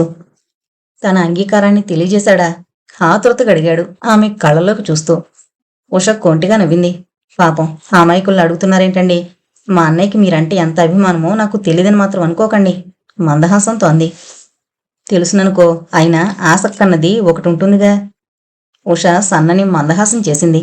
తనకేమీ అభ్యంతరం లేదంటూ, పైగా అంతులేని ఆనందంతో మురిసిపోతున్నట్టు రాశాడండి మా అన్నయ్య. ఇక్కడ మా అక్క కూడా తన సంతోషాన్ని వ్యక్తం చేసింది అంది ఉత్సాహంగా. శ్రీనివాస్ మొహం వెలిగిపోయింది. ఉష తనని అభిమానిస్తున్నా వాళ్ళెవరైనా అవరోధం ఏదైనా కలిగిస్తారేమోనన్న సందేహం, తద్వారా భయము ఉండేవి. ఇప్పుడవి పటాపంచలయ్యాయి. ఆమె కళ్ళలోకి చూశాడు. ఇంకా ఆమె తనదేనన్న భావనతో. నేనంత అదృష్టవంతుని ఉష అన్నాడు తన్మయత్వంతో.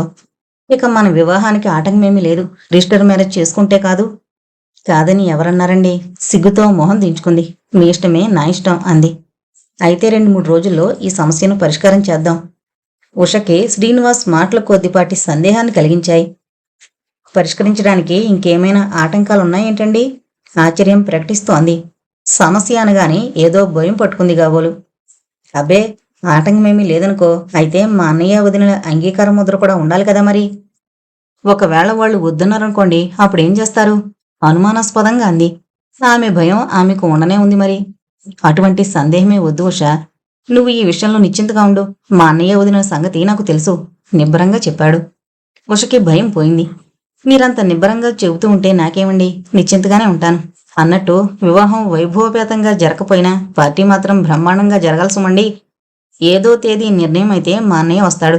ఇక్కడ మాకు బంధువులు కూడా ఉన్నారుగా, వాళ్ళందరినీ ఆహ్వానించాలి అంది ఉష.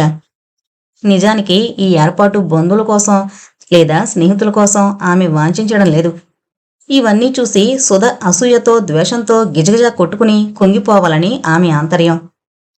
ఓ, దానికేం, అలాగే ఏర్పాటు చేద్దాంలే ఉష. నా ప్రియమైన ఉష కోరిన కోరిక కాదనగలనా?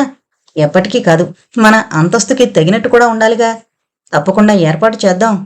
చిలిపిగా నవ్వుతూ ఆమె చేతివేళ్లను తన చేతితో మీటుతూ అన్నాడు శ్రీనివాస్. ఉషమొహం కెంపు రంగును పులుముకుంది. సిగ్గుతో ఆమె నరాల్లో స్త్రీత్వపు సిగ్గు పొంగి పొరలింది. మరీ సిగ్గుపడిపోయి మొహం దించేసుకుంది. పోదాం పద, వేళైంది. చేతిని వెనక్కు తీసుకోకుండానే అంది. ఈ దాసుడు కాదనగలడా అంటూ ఆమె చేయి పట్టుకుని లేవదీశాడు. అబ్బా, మరీ చిలిపిగా మాట్లాడకండి నవ్వుతూ అంది. ఇద్దరూ కిలకిలా నవ్వుతూ ముందుకు సాగిపోయారు. రంగారావు గాని అలివేణి గాని శ్రీనివాస్ వివాహ విషయంలో ఆటంకపరచలేదు. వాళ్ళకి తెలుసు ఆటంకపరిచిన ఫలితం ఏమీ ఉండదని, అనవసరంగా మనస్పర్ధలు పెరిగి అనుబంధాలు విరగడమే మిగులుతుందని. బహుశా అదే బుద్ధిమంతుల లక్షణమని పెద్దలు చెబుతూ ఉండేవారేమో. అవరోధాలేమీ లేవు కాబట్టి, అందరూ అంగీకరించినట్టే అయింది కాబట్టి శ్రీనివాస్ ఉషల వివాహం అనుకున్నట్టే జరిగిపోయింది. మరో వారం రోజుల తర్వాత రంగారావు ఇంట్లోనే పెద్ద పార్టీ ఏర్పాటైంది. ఉష అన్నయ్య డాక్టర్ కుమార్ ఓ రోజు ముందుగానే వచ్చేశాడు. శ్రీనివాసు స్వయంగా ఏర్పాట్లన్నీ చేశాడు. బంధువులు స్నేహితులు చాలామంది వచ్చి నూతన దంపతుల్ని ఆశీర్వదించారు. ఎవరికి తోచిన బహుమతులు వారిచ్చారు. ఉష సంతోషంతో ఉక్కిరిబిక్కిరైంది. ఆమె హృదయంలో జ్వలిస్తూ ఉండే ప్రతీకార జ్వాలలు ఇప్పటికి చల్లరాయి కాబోలు. స్త్రీ విద్యాధికురాలైతే ఆమె అదృష్టమే వేరుగా ఉంటుందన్న అహం ఆమె మొహంలో వెలిగిపోతున్నట్టుంది. ఆమె దృష్టంతా సుధకేసుంది. సుధ లోలోన అంతులేని ఆవేదనను పొందుతోందని, ఆ బాధను బయటికి కనిపించనీయకుండా కుమిలిపోతుందని భావించింది. ఆ భావనతోనే తృప్తి పొంది లోలోపల నవ్వుకుంది సగర్వంగా. ఆవేశానికి పొట్టుదలకి పురుషులే పెట్టింది పేరంటారు కొందరు. కావచ్చు, కానీ స్త్రీలలో కూడా అక్కడక్కడ అటువంటి వారున్నారనడానికి ఉదాహరణగా ఉషని తీసుకోవచ్చు. నిజానికి ఉష తలచినట్టుగా సుధ బాధపడనూ లేదు, కుమిలిపోవడమూ లేదు. ఆమెలో అసూయగాని ద్వేషంగాని ఏ కొసానా లేవు. అంతా తన దురదృష్టమనుకుని సమాధానపడి అదంతా మరిచిపోయింది. మామూలుగానే ఎప్పటి ఉత్సుకతతోనే నలుగురితో తిరగసాగింది. అయితే ఆమె హృదయాన్ని సరిగ్గా అర్థం చేసుకోలేకపోయింది ఉషే. శ్రీనివాస్ మాత్రం ఏదో తప్పు చేసిన వాళ్ల ముభావంగా ఉన్నాడు. బలవంతంగా నవ్వు తెచ్చిపెట్టుకుంటున్నాడు తప్పించి ఆ నవ్వులో నిండుదనం లేదు. సుధకేసి సూటిగా చూడలేకపోతున్నాడు. తన బంధువుల్లో ఎవరైనా సుధను ఎందుకు పెళ్లి చేసుకోలేదో అని అడుగుతారేమోనన్న భీతి అంతరంగంలో గందరగోళం చేసింది. అయితే అదృష్టవశాత్తు అటువంటి పరిస్థితి ఏర్పడలేదు. అందుకే కొంతమేరకు ఆనందించాడు. పార్టీ బ్రహ్మాండంగా జరిగింది శ్రీ. ఈ తరుణంలో ఎవరైనా ఓ పాట పాడితే ఎంత హాయిగా ఉంటుందో అన్నాడు డాక్టర్ కుమార్. అతనికి పాటలంటే చాలా ప్రీతి. తను పాడలేకపోయినా ఒకరు పాడితే వినాలన్న కుతూహలం ఉంటుంది. ఎవరు పాడతారు రోయ్? ఎవరంత సంగీత ప్రవీణులికడా? చిన్నగా నవ్వుతూ అనేశాడు శ్రీనివాస్. ఉషకి చొప్పున ఏదో గుర్తుకొచ్చింది. ఆమె కళ్ళు మెరిశాయి. సుధా బాగా పాడుతున్నట్టుగా ఓ పాట పాడమని చెప్పండి. ఈ శుభ సమయంలో కాదని నిరాకరిస్తుందా అంది ఉష. శ్రీనివాస్ ఆశ్చర్యపోతూ ఆమె కేసి చూశాడు. సుధా ఏదో వంటింటి సంగీతంలా ఓ మాదిరి పాడగలదని అతనికి తెలుసు, కాని నలుగురి సమక్షంలో పాడగలిగే తాహతు ఉంటుందనుకోలేదు. నీకెవరు చెప్పారు సంగతి ఉష అన్నాడు. ఎవరో చెప్పర్లేదు, పాడమనండి మందహాసంతో అంది. అయితే ఒక్క విషయం, సుధ అంతంత మాత్రంగానైనా పాడగలదన్న విషయం ఆమెకి తెలీదు.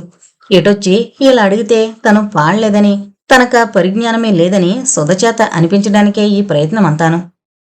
శ్రీనివాస్ ఇరుకును పడ్డాడు. సుధని ఓ పాట పాడమని అర్థించడం తప్పనిసరైంది. ఆమెను కేకేశాడు. ఏం మావయ్య అంటూ వచ్చింది సుధ. సుధా, నీ పాట వినాలని ఉషకెంతో కుతూహలంగా ఉందట, ఓ పాట పాడేయకూడదు అన్నాడు. సుధ వెనుకంజు వేయలేదు. తనక పరిజ్ఞానమే లేదని చెప్పడం ఆ క్షణంలో ఇష్టం లేకపోయింది ఆమెకి. ఆమె స్కూల్లో చదువుతున్న రోజుల్లో లలిత సంగీతపు పోటీల్లో ఎన్నో బహుమతులు పొందింది. ఇప్పటికీ రేడియో ముందు కూర్చుని పాటలు వినడం ఆమెకు అలవాటే.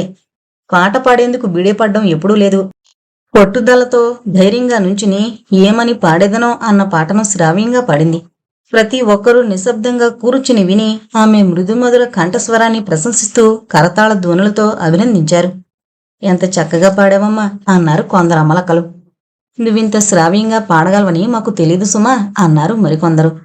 ఈ పార్టీ అంతా ఒకెత్తు, మీ పాట ఒకెత్తునండి అంటూ అభినందించాడు డాక్టర్ కుమార్. సుధ ముసిముసి నవ్వులు నవ్వుకుంటూ వెళ్లి తన స్థలంలో కూర్చుండిపోయింది. ఏమైతేనే ఆమె పాట పార్టీ ఘనతను మరుగున పడేసిందంటే ఆశ్చర్యమేమీ లేదు. ప్రతి ఒక్కరూ సుధను ప్రశంసిస్తుంటే ఉష హృదయం చివుకుమంది. ఒక్కో ప్రశంస ఒక్కో తోటాల ఉష గుండెల్ని దూసుకుపోతోంది. తను నేరక ఆమె పేరు చెప్పిందని అప్పుడు అనిపించింది ఆమెకి. అయినా తనకేం తెలుసు సుధ అంత చక్కగా పాడగలదని. తెచ్చిపెట్టుకున్న చిరునవ్వుతో తను అభినందించింది సుధను. మరి కాసేపటికి ఎవరి తోవన వారు వెళ్ళిపోయారు. శ్రీనివాస్, ఉష భువనేశ్వర్ వెళ్ళిపోయారు. సుధ ఎంత నిర్లక్ష్యంగా తిరగాలనుకుంటున్నా అనుకోకుండా ఏవేవో స్మృతులు నెమరకు వస్తూనే ఉన్నాయి. ఏమీ పనీపాటు లేకుండా ఇంట్లో కూర్చుంటే ఈ తలపులన్నీ తప్పవుగావులు అనుకుంది. అయినా తను ఉపేక్షించకూడదు అనుకుంది. భవిష్యత్తుకు బాట వేసుకోవాలి, లేకుంటే తనకింక మిగిలిందేమిటి అనుకుంది కూడాను. భవిష్యత్తు గురించి ఒక నిర్ణయానికి వచ్చింది. ఓ రోజు రంగారావు ఒంటరిగా కూర్చునుండగా అతని దగ్గరికి వెళ్ళింది సుధ. మామయ్య అంది మెల్లగా. రంగారావు ఆమె మొహంలోకి చూడలేకపోయాడు. అతనికి తెలుసు ఆమె లోలోన ఎంతగానో వ్యధ చెందుతూ ఉండొచ్చని. కూర్చో సుధా అన్నాడు. సుధ కూర్చుంది. ఏంటమ్మా సుధా, చెప్పు. ఊరికినే ఎన్నాళ్ళిలా ఇంట్లో గోళ్లు గిల్లుకుంటూ కూర్చోవడం మావయ్య, ఏదైనా ఉద్యోగం చేయాలనుకుంటున్నాను అంది మొహం దించుకుని. రంగారావు నివ్వెరపోయాడు. మేనకోడలు అటువంటి నిర్ణయానికి వస్తుందని అతనెప్పుడూ ఊహించలేదు. ఆమె మొహంలోకి పరిశీలనగా చూడసాగాడు.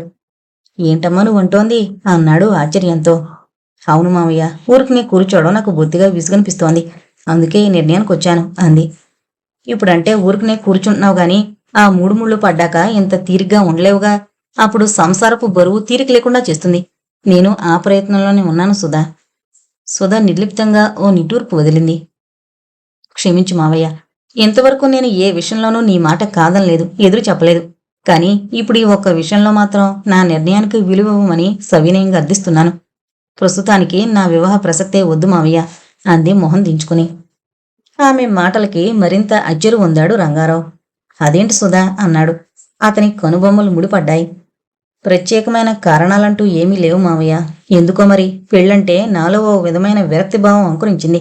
ఒంటరి జీవితం గడపడంలోనే హాయి ఉన్నట్టుగా తోస్తోంది అంది సుధా. తన సంజేషితో మావయ్యను నమ్మించాలని ప్రయత్నించింది గాని రంగారావు మాత్రం అవే నిజమైన కారణాలని నమ్మలేకపోయాడు.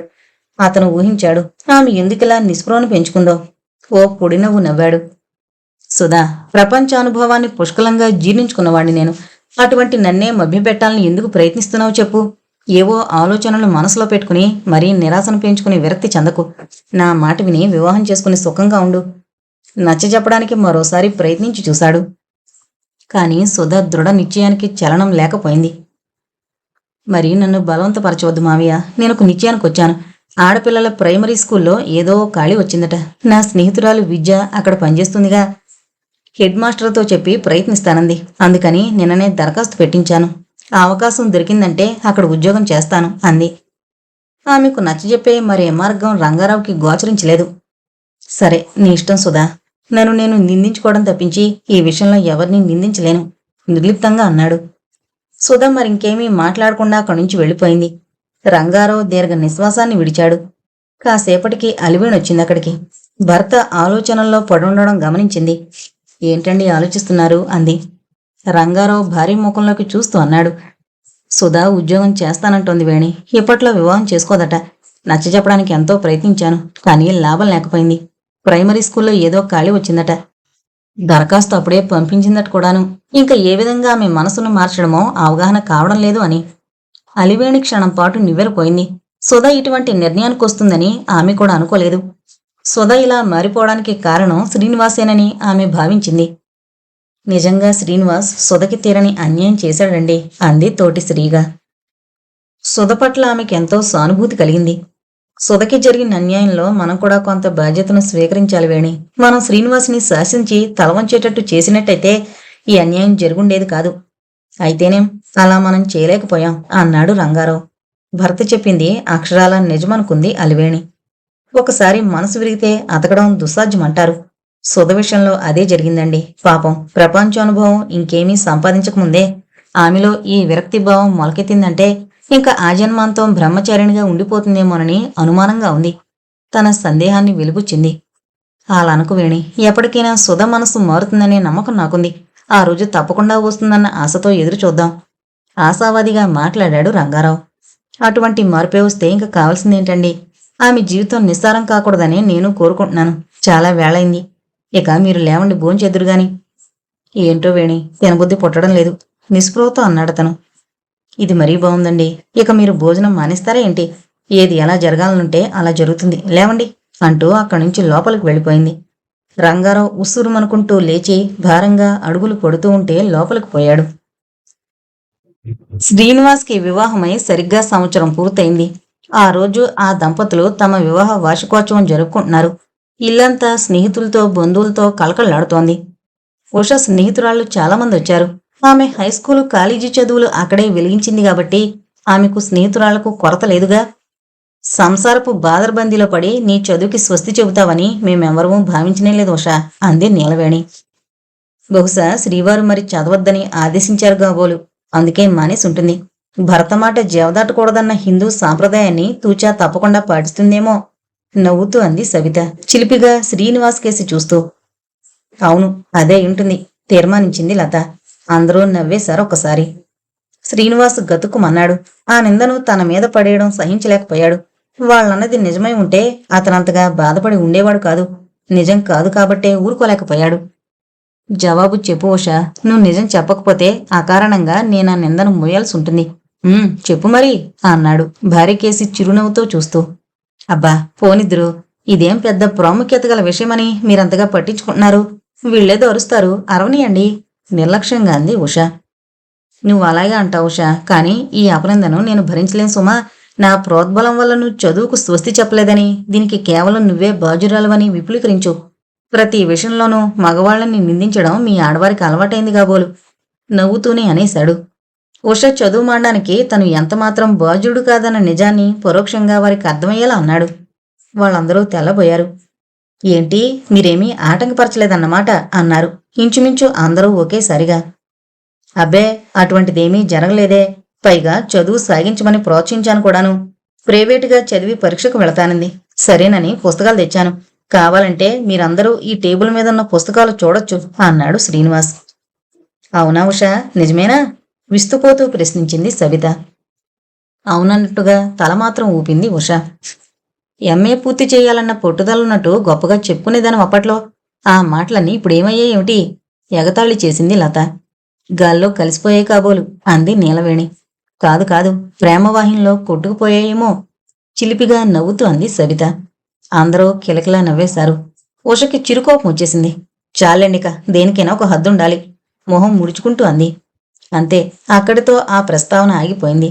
మరి కాసేపు అవివి మాట్లాడుకున్నాక ఎవరి త్రోవన వాళ్లు పోయారు. ఏదైతేనేం ఆ రోజు పార్టీ మాత్రం విజయవంతంగా జరిగిందనుకోవాల్సిందే. డాక్టర్ కుమార్ దంపతుల్ని సాగనంపి శ్రీనివాస్ ఉష లోపలికొచ్చారు. ఇల్లంతా ప్రశాంతంగా ఉంది. ఇంట్లోని ప్రతి వస్తువు ఆనందంతో ఉత్సుకతతో విరాజిల్లుతోంది. శ్రీనివాసు సోఫాలో కూలబడ్డాడు. అప్పుడే కాస్తంత తీరిక లభించినట్టుగా నిట్టూరుస్తూ ఉష అతనికి అభిముఖంగా కూర్చుంది. ఆమె పేదాలపై ఓ విధమైన ఆనందం చిరునవ్వుగా మరి లాస్యం చేస్తోంది. శ్రీనివాస్ ఆమె కేసి తదేకంగా చూస్తున్నాడు. అనిర్వచనీయమైన ఆనందం అతనిలో వెల్లివిరుస్తోంది. భర్త చూపులకు సిగ్గుపడిపోయింది. ఏంటండి అలా చూస్తున్నారు? అంది ఓరగా చూస్తూ. ఈవేళ నువ్వు ఎంత అందంగా ఉన్నావో నీకు తెలియదు ఉషా. కళ్ళప్పగించి ఆమె మొహంలోకి చూస్తూనే చిలిపిగా నవ్వుతూ అన్నాడు. సగర్వంగా మందహాసం చేసింది ఉష. ఆమె ఔన్నత్యాన్ని ఎవరు ప్రశంసించినా ఆమె ఆనందానికి పట్టపగ్గాలుండవు. చాలామంది మనస్తత్వం ఇదే అయినా ఆమె మనస్తత్వానికి మాత్రం ఇదే ప్రత్యేకత అని చెప్పొచ్చు. ఎప్పటి మనిషినే కదండి, నాలో కొత్తదనం ఏముందని చిరునవ్వుతా అంది. అలా అనుకోషా, నిజంగానే నీలో కొత్త అందం చిగురించినట్టుంది. బహుశా ఒక సంవత్సరం పాటు ఏ చీకూర్చింత లేకుండా హాయిగా గడిపామన్న ఉత్సాహం కాబోలు నీ అందానికి మెరుగులు దిద్దింది. పోనిద్రు, అదో వింతగా చెబుతారేంటి? హాయిగా గడవక మనకేం లోటు? ఇవాళ్ల పార్టీ కూడా సాఫీగా సాగిపోయింది. మా అన్నయ్య వదిన దగ్గరుండి ఏర్పాట్లన్నీ చూసుకున్నారు కాబట్టి మనకేమీ ఇబ్బంది లేకపోయింది, అంది ఉష. శ్రీనివాస్కి ఆ మాటలంతగా రుచించలేదు. ప్రతి విషయంలోనూ వాళ్ళ అన్నయ్య వదినల ప్రసక్తి తీసుకురావడం, వాళ్ళు దగ్గరగా ఉండడం వల్లే ఏ చీకూర్చింత లేకుండా తాము జీవిస్తున్నాం అనుకోవడం అతనికి నచ్చలేదు. అయితే తన భావాల్ని లోలోన ఇముడ్చుకున్నాడు. అటు స్నేహితుడు బావమరిదైన కుమారికి కోపం రాకూడదు, ఇటు భార్య మనసు కష్టపెట్టకూడదు. సరేగాని నీ స్నేహబృందం నీ చదువు గురించి ఏమంటున్నారో విన్నావుగా. పాపం నేనే నీ చదువు కట్టిబెట్టానని అపోహపడ్డారు. పోనీ ఎలాగో కాస్త ఎంఏ పూర్తి చేసేయకూడదు అన్నాడు విషయాన్ని మార్చివేస్తూ. అవునండి, అదే నేను అనుకుంటున్నాను. ఈసారి కాస్త శ్రద్ధ వహించి చదవాలండి. నాకు మాత్రం ఆ పాటి అభిమానం లేదు గనుకనే మీరే చూస్తారుగా. గుడ్, అది అలా ఉండాలి ఉత్సాహం అంటేను. నవ్వుతూ ఆమె చెక్కిలపై ఓ చిటికి వేశాడు. అబ్బా ఉందరు, ఇంకెక్కడ సామాన్ అక్కడే పడుంది. పని మనిషి చెప్పి తీయించాలి. మీతో మాట్లాడుతూ కూర్చుంటే నాకెలా అవుతుంది చెప్పండి అంటూ అక్కడి నుంచి వెళ్ళిపోయింది. ఉష వెళ్ళిపోతూ ఉంటే ఆమె కేసి ఆసక్తితో చూస్తూ మెల్లగా తనలో తనే నవ్వుకున్నాడు శ్రీనివాస్. సుధా ఇప్పుడు స్కూల్లో ఉపాధ్యాయునిగా పనిచేస్తోంది. ఆ మధ్య రాజమండ్రి వెళ్లి ట్రైనింగ్ పాస్ అయి వచ్చింది కూడాను. ఒక విధంగా చూస్తే ఆమెకి ఉపాధ్యాయ వృత్తి బాగా నచ్చింది. ఒకరి అధికార చక్రాల కింద నలిగిపోకుండా సాఫీగా జీవించగలిగే వృత్తి అదే కనిపించింది ఆమె దృష్టిలో. ఆమెకి కొత్త జీవితం ప్రారంభించినట్టయి రోజు రోజుకి ఉత్సాహాన్ని పుంజుకుంటోంది. కాని రంగారావు మాత్రం నిశ్చింతగా లేడు. సుధ జీవితం ఇలా మలుపు తీసుకున్నందుకు ఎంతో చింతిస్తున్నాడు. ఆమెకెన్నో సంబంధాలుస్తున్నాయి. వారిలో మంచి ర్యాంకులో ఉద్యోగం చేస్తున్నవాళ్లు, కట్నాలు వద్దన్నవాళ్లు కూడా ఉన్నారు. అన్నీ బాగానే ఉన్నాయి. కాని సుధ మాత్రం సుముఖంగా లేదు. వివాహానికి ఇదో పెద్ద సమస్యగా తయారైంది అతనికి. ఓ రోజు మళ్లీ అడిగాడామెను. సుధా, ఇప్పుడు నువ్వు నీ కాళ్ల మీద నిలబడి స్వతంత్రంగా జీవించగలిగే స్తోమతను సంపాదించుకున్నావు. కాదన్ను. నీకిది ఆనందంగా ఉండొచ్చేమో గాని నాకు మాత్రం తృప్తిగా లేదమ్మా. నా బాధ్యతకు ఏదో వెలుతొచ్చినట్టంది. నువ్వు ఇంటిదానవే సుఖంగా సంసారం చేసుకుంటుంటే నేనెంతో ఆనందించేవాణ్ణి. నా బాధ్యత నేను నిర్వర్తించుకున్నానన్న సంతృప్తి నాకు మిగిలేది. నీకు తెలీదమ్మా, నేను వివాహం చేసుకోవడానికి ఎంతమంది ముందుకొస్తున్నారో. శ్రీనివాస్ పట్ల ద్వేషంతో, రోషంతో నీ జీవితాన్ని నిస్సారం చేసుకోకు. నా మాట విని నీకు నచ్చిన సంబంధాన్ని అంగీకరించు. పెదమామికి తనంటే ఎటువంటి ఆదరాభిమానాలున్నాయో సుధకి బాగా తెలుసు. నిజానికి ఆయనంటే ఆమెకి అమితమైన గౌరవభావం ఉంది. తల్లిదండ్రుల్ని కోల్పోయిన తనని ఎంత దూరం తీసుకొచ్చాడన్న కృతజ్ఞతాభావం ఉంది. అయితేనే ఈ ఒక్క విషయంలో మాత్రం ఆ గౌరవ కృతజ్ఞతల్ని దృక్పథంలో ఉంచుకుని అవును అనలేకపోతోంది. అప్పుడప్పుడు అనిపిస్తూ ఉంటుంది తను పొరపాటు చేస్తుందేమో అని. కాని అంతరాత్మ ఆ ఆలోచనల్ని వెంటనే తుడిచేస్తోంది. మామయ్య, నా ఉద్దేశాన్ని ఏనాడో మీకు తెలియజేశాను. మీరు అనుకుంటున్నట్టు నాకు శ్రీ మామయ్య పట్ల ద్వేషంగాని రోషంగాని లేదు. కాకపోతే నా దురదృష్టమనుకుని ఊరుకున్నానంతే. అలాగని వేరొకరిని చేపట్టాలన్న తలంపు లేదు. నాకు వివాహం చేసుకోవాలని ప్రస్తుతం లేదు. నా మనసు ఎప్పుడైనా మారినాడు వివాహం చేసుకోవాలన్న తలంపు ఏ కారణాల వల్లనైనా కలిగినాడు నేనే స్వయంగా మీతో చెబుతాను. ఈ విషయంలో మీరు బాధపడద్దని ముకుళిత హస్తాలతో వేడుకుంటున్నాను అంది. ఆమె స్వరం అక్కడక్కడా జీరపోయింది. కళ్లల్లో నీటి పొరలు ఏర్పడ్డం రంగారావు గమనించాడు. అతను బరువుగా నిశ్వాసం వదిలాడు. కడసారిగా అతను చేసిన ప్రయత్నం కూడా విఫలమైనందుకు ఎంతో బాధపడ్డాడు. ఇటువంటి పరిస్థితి ఏర్పడుతుందని నేనెప్పుడూ ఊహించలేదమ్మా సుధా. నీ ఇష్టం. నీ మనసుకి నొప్పి కలిగించడం నా అభిష్టం కాదు అన్నాడు. అంతకంటే ఇంకేమనాలో అతని ఊహకి తట్టలేదు మరి. సుధ హృదయం మౌనంగా బౌరుమంది. ఇంకక్కడ ఉండలేక నిష్క్రమించింది. తనని గురించి మావయ్య బాధపడుతున్నాడు నిజమే. కాని ఏం చేస్తుంది? తనకి ఓ మనసుంది. ఆ మనసుకి వ్యతిరేకంగా పోలేదు మరి. రంగారావు కుర్చీ వెనక్కు చేరబడుతూ ఇంటి కబ్బుకేసి చూశాడు. తనింకా సుధ వివాహ విషయం సమూలంగా హృదయం నుండి తుడిచివేసుకోవాలన్న నిర్ణయానికి వచ్చేశాడు. డాక్టర్ కుమార్ చాలా కాలం నుంచి భువనేశ్వరంలో ఉంటున్నాడు. అతని తండ్రి అక్కడే గవర్నమెంట్ హాస్పిటల్లో కాంపౌండర్గా పనిచేసి 4 రాళ్లు వెనకేసి కొడుకుని డాక్టరీ చదివించి రిటైర్ అయి నిశ్చింతగా గడిపాడు కాలాన్ని. అయితే ఆ నిశ్చింత ఎన్నాళ్ళు లేదు. కొడుకు ప్రాక్టీస్ పెట్టిన 2 సంవత్సరాల తర్వాత ఆయన కన్ను మూశాడు. డాక్టర్ కుమార్ జాతికి ఆంధ్రుడే అయినా చిన్నప్పటినుంచి అక్కడే పెరగడం వల్ల అందరికీ ఆత్మీయుడే, ఒరియా జాతివాడా అన్నంతగా మారిపోయాడు. భువనేశ్వరంలో అతనికి మంచి పరపతుంది. పెద్ద పెద్ద ఉద్యోగస్తులతో పరిచయం ఉంది. ఒక రాష్ట్రం వారు మరో రాష్ట్రం ప్రజలతో ఆత్మీయతను, అవినాభావ సంబంధాన్ని పెంచుకోవాలన్న సూత్రాన్ని అక్షరాలా పాటిస్తున్నాడు అనొచ్చు డాక్టర్ కుమార్. ఉదయం 10 కావస్తోంది. చూడవలసిన తన పేషెంట్లను చూసి తిరిగొచ్చాడు. నల్లని అంబాసిడర్ కారు ఒకటి బయట ఉండడం చూసి ఎవరొచ్చారోనన్న ఆతృతతో మోటార్ సైకిల్ స్టాండ్ వేసి లోపలికి నడిచాడు. లోపల తన సీటుకి అభిముఖంగా కూర్చున్న కరుణాకర మిశ్రాని చూస్తూనే విస్తుపోయాడు. అటువంటి వ్యక్తి తన కోసం రావడం తన అదృష్టమే అనుకున్నాడు. నిజమే మరి. మిశ్రా పెద్ద కాంట్రాక్టరు. అతనికి మినిస్టర్లతో పరిచయం ఉంది. ఆ వ్యక్తి కటాక్ష వీక్షణం కోసం చాలా మంది ఎదురు చూస్తుండడం అతనికి తెలుసు. అందుకే అతని రాకకు మురిసిపోయాడు. నమస్కారం మిశ్రా గారు అన్నాడు సవినయంగా 2 చేతులు జోడిస్తూ. నమస్కారం, మీకోసమే వచ్చాను డాక్టర్ అన్నాడు చిరునవ్వుతో. అతని వెడల్పాటి మొహం విపారింది. అతనికి బాగా తెలుగొచ్చును. అతనికి ఆంధ్రదేశంలో కూడా కొన్ని కాంట్రాక్టులున్నాయి. అందుకేనేమో క్షుణ్ణంగా వచ్చు తెలుగు. యాస అక్కడక్కడా ధ్వనిస్తోంది. అదంతగా పట్టించుకోవాల్సింది కాదు కూడాను. మీరొచ్చి ఎంతసేపు అయిందండి?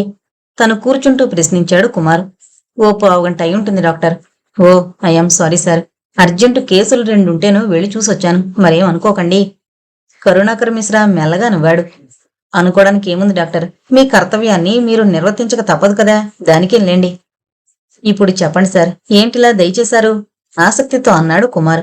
ఆయనలాంటి వ్యక్తి తనకి పేషెంట్ అవుతే తన ప్రాక్టీస్ ఉజ్వలంగా ఉంటుందని అతని ఆశ. ఒక ముఖ్యమైన అవసరముండి మీ దగ్గరకు వచ్చాను, మెల్లగా అన్నాడు మిశ్రా. చెప్పండి, నాకు అందుబాటులో ఉన్నదేదైనా చేస్తాను. మీ వంటి వారు మా దగ్గరికి రావడమే మా అదృష్టం అన్నాడు కుమార్ సవినయంగా.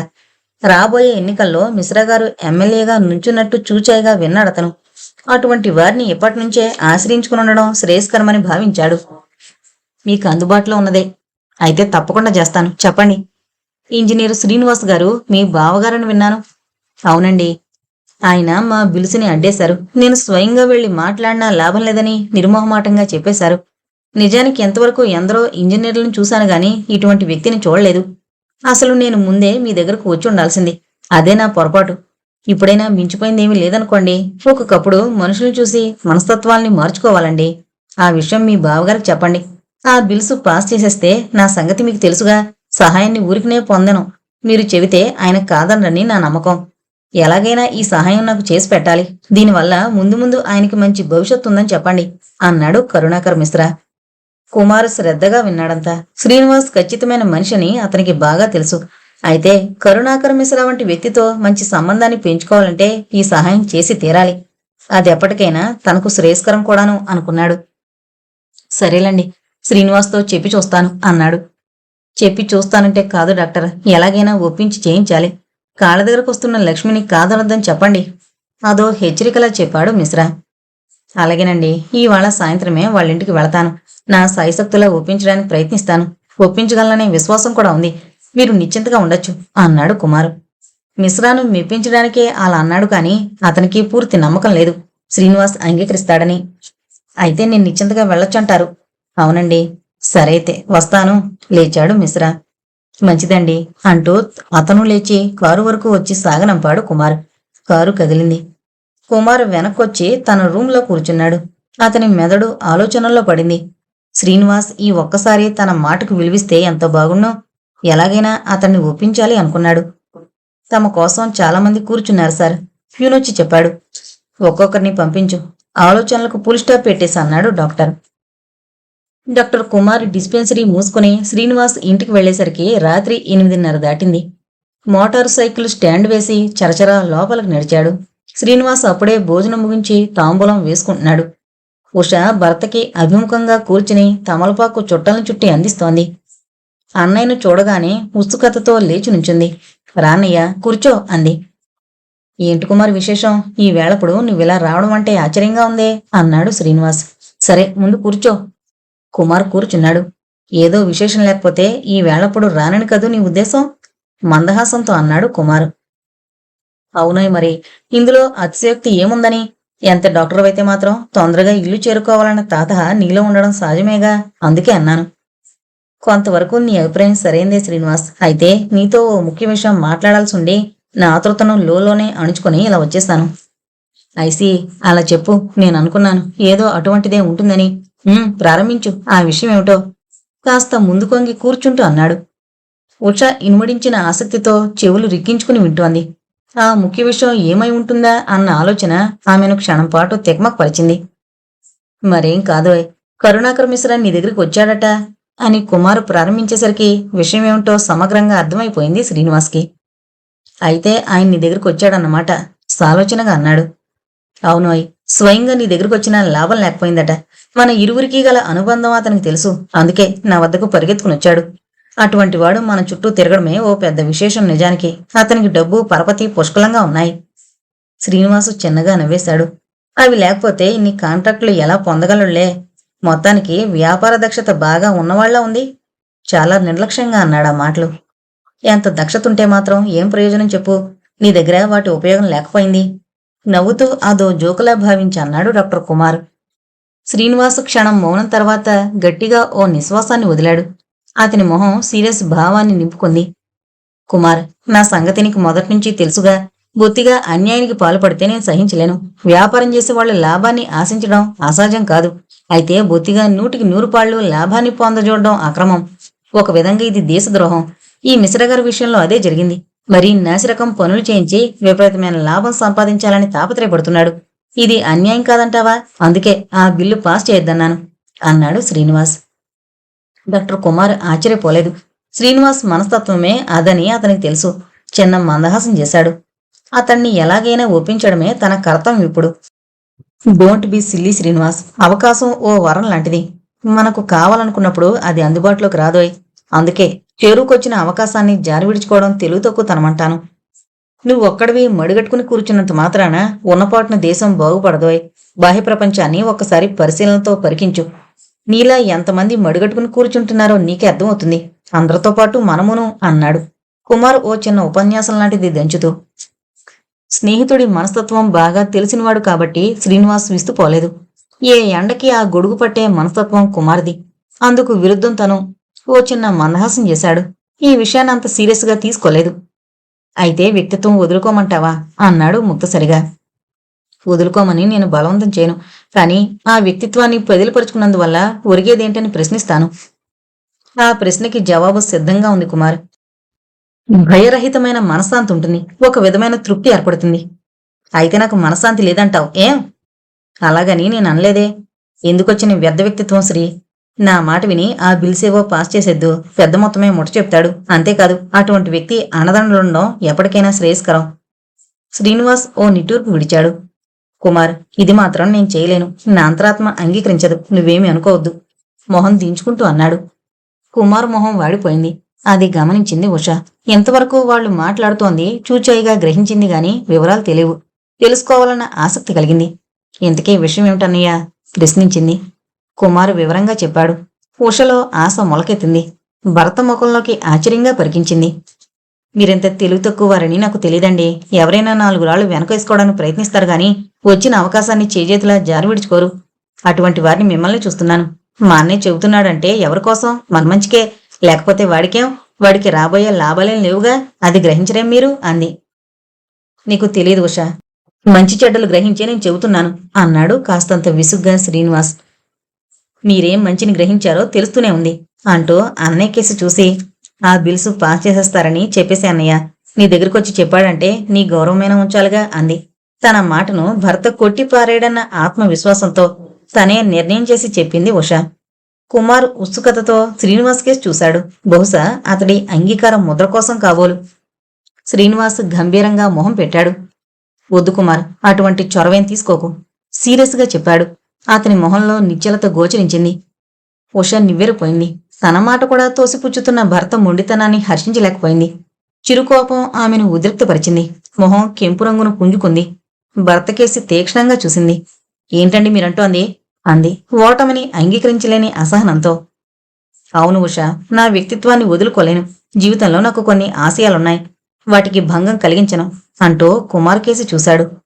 కుమార్, నువ్వు నన్ను అపార్థం చేసుకోకాయ్. నా మనస్తత్వం తెలియనివాడివి కాదు. తెలిసి కూడా నువ్వు ఈ ప్రయత్నం చేస్తావనుకోలేదు. సహృదయంతో అర్థం చేసుకో సుమారు ప్రాధేయపడుతున్నంతగా అన్నాడు శ్రీనివాస్. కుమార్కి ఒళ్ళు మండిపోయింది కోపంతో. అతని నిరాకరణ తనకు అవమానకరంగా భావించాడు. ఇంతవరకు తను ఎక్కడా ఇంత చిత్తుగా ఓడిపోలేదు. మరింకేమీ మాట్లాడడానికి బుద్ధి పుట్టలేదు అతనికి. విసురుగా లేచాడు. సరే వస్తానోయ్ అంటూ చరచరా వెళ్లిపోయాడు. ఉష కళ్ళపిగించి వెళ్లిపోతున్న అన్నయ్యకేసి నిస్సహాయంగా చూడడం తప్పించి ఏమీ చేయలేకపోయింది. బయటున్న మోటార్ సైకిల్ కోపంతో బుర్రుమంటూ సాగిపోయింది. శ్రీనివాస్కి తెలుసు తన నిర్ణయం పరిస్థితుల్ని కాస్తైనా మారుస్తుందని. అయినా సరే తను రొంపులోకి దిగిపోకూడదు అనుకున్నాడు. అతని దృష్టి ఉష మీదే ఉంది. ఉష క్షణం తర్వాత కోలుకుంది. ఓ నిట్టూర్పు విడిచి భరతకి ఎదురుగా కూర్చుంది. ఆమె మొహంలో ఏర్పడ్డ ఎరుపుదనం సమసిపోలేదు. ఆమె నాసికా పుటాలు కదులుతూ కోపాన్ని వ్యక్తం చేస్తున్నాయి. మీ ప్రవర్తన నాకేం నచ్చలేదండి అంది విసురుగా. ఆమె కళ్ళల్లోని తీక్ష్ణతను గుర్తించాడు శ్రీనివాస్. నేనేమీ అసభ్యంగా ప్రవర్తించలేదు ఉషా. నా మనస్తత్వాన్ని అనుసరించి ప్రవర్తించాను. నా ప్రవర్తన నీకు నచ్చలేదంటే నేనేం చేయను? నా దురదృష్టం అనుకుంటాను. నిజాయితీగా ఉండాలనే నా నిర్ణయాన్ని సడలించలేని బలహీనుణ్ణి. ఎంతకంటే మార్గం కనిపించలేదు అన్నాడు ఆమె కేసి చూస్తూ. ఉష కోపం విజృంభించింది. సహజంగా ఆమెలో సహనం చాలా తక్కువ. దానికి తోడు అభిమానం ఎక్కువ. భర్త అన్నయ్య అభ్యర్థన తన మాటను కూడా కొట్టిపారేశాడో అన్న దుగ్ధ ఆమెను దహించి వేస్తోంది. సహనం కోల్పోయినప్పుడు మనిషిలోని విచక్షణ జ్ఞానం నశిస్తుంది అంటారు. అది నిజమే కాబోలు. అలా అనకండి, బ్రతకడం చేతగాని బలహీనలు అనండి అంది ఉడుకుమోత్తనంతో. ఈ మాట చుర్రుమనిపించింది శ్రీనివాస్కి. అది అతని అభిమానాన్ని రెచ్చగొట్టింది. తన అర్ధంగయ్యుండి ఆమె అలా నోరు పారేసుకోవడం సహించలేకపోయాడు. పరిహాస ధోరణులు అంటే అంతగా పట్టించుకునేవాడు కాదు, కాని ఇప్పటి ధోరణి వేరుగా కనిపించింది. నోరు కాస్త దగ్గర పెట్టుకుని మాట్లాడు ఉషా, కాస్త కోపంగానే అన్నాడు. వివాహమైన తర్వాత ఇదే ప్రథమం అతను భార్య పట్ల కోపం ప్రదర్శించడం. నేనేం తప్పు మాట అన్నానని మీకు కోపం వచ్చిందండి? బ్రతకడం తెలిసిన వాళ్ళెవరూ ఇటువంటి అవకాశాన్ని జారవిడుచుకోరు. మన మంచికే సలహా ఇచ్చిన మా అన్నయ్యను కూడా అవమానించి పంపారు. మరి దీన్నేమంటారో మీరే ఆలోచించండి. నేను ఆలోచించే ఈ నిర్ణయానికి వచ్చాను ఉషా. మీ అన్నయ్యను నేనేం అవమానించలేదు. నా అసహాయాన్ని వ్యక్తం చేశాను. అది అవమానం అనిపించుకోదు. మీ అన్నయ్య చెప్పినంత మాత్రాన నేను పతనమైపోలేను. దీన్ని పతనమంటారా? సూటిగా ప్రశ్నించింది. కాక మరేమంటారు? నీతి నియమాలు కోల్పోవడం పతనమవడం కాదా? ఆపాటి విచక్షణ జ్ఞానం లేకనైనా మా అన్నయ్య సలహా ఇచ్చాడంటారా? తెలియక కాదు ఉషా, బాగా తెలుసు. అయితే వాటినంతగా పట్టించుకోడు. అతడి మనస్తత్వం అది. అంటే మీ ఉద్దేశం మా అన్నయ్య పతనమయ్యాడనా? ఉద్రేకంతో అంది, భర్త మాటల మాటను దాగున్న భావాన్ని ఈ విధంగా అర్థం చేసుకుని. అలాని నేను అనలేదే, తెల్లబోయాడు శ్రీనివాస్. ఆమె విపరీత వాదన అతనికి అర్థం కావడం లేదు. వేరే అనాలటండి. తను నీతి నియమాలు ఉల్లంఘించాడు కాబట్టి మీకు సలహా ఇచ్చాడనేగా మీరంటుంది. ఈసారి ఆమె స్వరస్థాయి పెరిగింది. శ్రీనివాస్కి విసుగు పుట్టింది. మరి మొండిగా ఆమె 10 సార్లు అదే మాట అంటుండడం కోపం తెప్పించింది కూడాను. ఏదో ఒకట్లే ఉషా, నీ మొండి వాదనకి అంతు ఉండదు. ఎక్కడితో ఈ ప్రస్తావనకు స్వస్తి చెప్పడం మంచిది. అనవసరంగా మనమెందుకు వాదన పెంచుకోవడం అన్నాడు మొహం చిట్లించుకుని. అయితే ఉషకి ఈ మాటలు చెవికెక్కలేదు. ఎలా స్వస్తి చెప్పడం అండి? మా అన్నయ్యను అవమానిస్తే నన్ను అవమానించినట్టు కాదు. మాకు అభిమానం అన్నది ఉందిగా. శ్రీనివాస్ భార్యకేసి వింతగా చూశాడు. ఆమె ఎందుకలా రెచ్చిపోయి వాదన సాగిస్తుందో అర్థం కాలేదు. మీకు అభిమానం లేదని ఎవరన్నారు ఉషా? ఎందుకలా నోరు పారేసుకుంటావు? ఎవరికున్న అభిమానాలు వారికుంటాయి. ఆఖరిసారిగా చెబుతున్నాను, నా వ్యక్తిత్వం నాకుంది. ఇంక నాకెవరూ చెప్పనవసరం లేదు. ఒకరిని అవమానించే ఉద్దేశం నాకు లేదు. నువ్వు అర్థం లేకుండా వాదిస్తూ కూర్చోకుండా నోరు మూసుకు నూరుకుంటే సంతోషిస్తాను అన్నాడు కోపంగా. ఆ సమయంలో కోపించుకోకపోతే ఆమె ఇంకా ఆ వాదన పొడిగిస్తుందని, ఆ వివాదం తీవ్రరూపం దాలుస్తుందని అభిప్రాయపడ్డాడు. ఉష స్తంభించిపోయింది. ఎన్నడూ లేని విధంగా ఆ రోజు భర్త ప్రవర్తన ఉండడం ఆమెకి వింతగానే తోచింది. తాళిగట్టిన భర్తే అయినా తనని అలా తోలనాడడం ఆమెకి చాలా బాధ కలిగించింది. ఆమె హృదయం అవమానంతో ఉక్రోషంతో జ్వలించింది. కోపంతో పెదాలు కదిలాయి. అక్కడింకో క్షణం కూడా నిల్చోలేకపోయింది. విసురుగా గదివైపు పోయింది. వెళుతూనే మంచం మీద ఒరిగిపోయింది. వలవలా ఏడ్చేసింది. శ్రీనివాస్ ఈ సంఘటనకి చలించిపోలేదు. విసుగ్గా ఓ నిట్టూర్పు విడిచి సోఫాలో వెనక్కి చేరబడిపోయాడు. అతని మెదడులో అనేకమైన ఆలోచనలు, సమస్యలు ఉత్పన్నమయ్యాయి. ఎంత సన్నిహిత స్నేహితులైనా, అనుబంధం గల బంధువులైనా సరే, ఏ ఒక్కరిలో స్వార్థం ఉన్నా ఆ స్నేహం గాని బంధుత్వం గాని శాశ్వతంగా ఉండదు. ఎప్పుడో ఓసారి దానికి విచ్చితొస్తుంది. డాక్టర్ కుమార్ బాగా స్వార్థపరుడు. భవిష్యత్తును దృక్పథంలో పెట్టుకుని కరుణాకర్ మిశ్రాకు సహాయం చేయాలనుకున్నాడు గాని శ్రీనివాస్ మనస్తత్వానికి కట్టే విలువ ఇవ్వలేదు. అయితేనే శ్రీనివాస్ అతని ఊహల్ని వేళ్లతో పాటు ఓడబెరికేశాడు. దాంతో కుమార్ మనసు మారిపోయింది. శ్రీనివాస్ పట్ల అతనికి గల స్నేహభావం, బంధుత్వభావం అణగారిపోయాయి. తన మాటకు విలువని వ్యక్తితో తనకింక సంబంధం ఏముంది అనుకున్నాడు. అతనిలో ఒక విధమైన కసి ఏర్పడిందంటే అతిశయోక్తి లేదేమో. ఆ రోజు నుంచి వాళ్ళింటికి వెళ్లడం మానుకున్నాడు. ఎప్పుడైనా శ్రీనివాస్ కనిపిస్తే ఒకటి అరా మాట్లాడడం తప్పిస్తే అవకాశం ఉన్నంతవరకు తప్పించుకుని తిరిగేవాడు. ఈ పరిణామానికి శ్రీనివాస్ ఏమంత బాధపడలేదు. ఇటువంటి విషయాలు పట్టించుకుంటే నిజాయితీని నిలబెట్టుకోవడం కష్టమనిపించింది.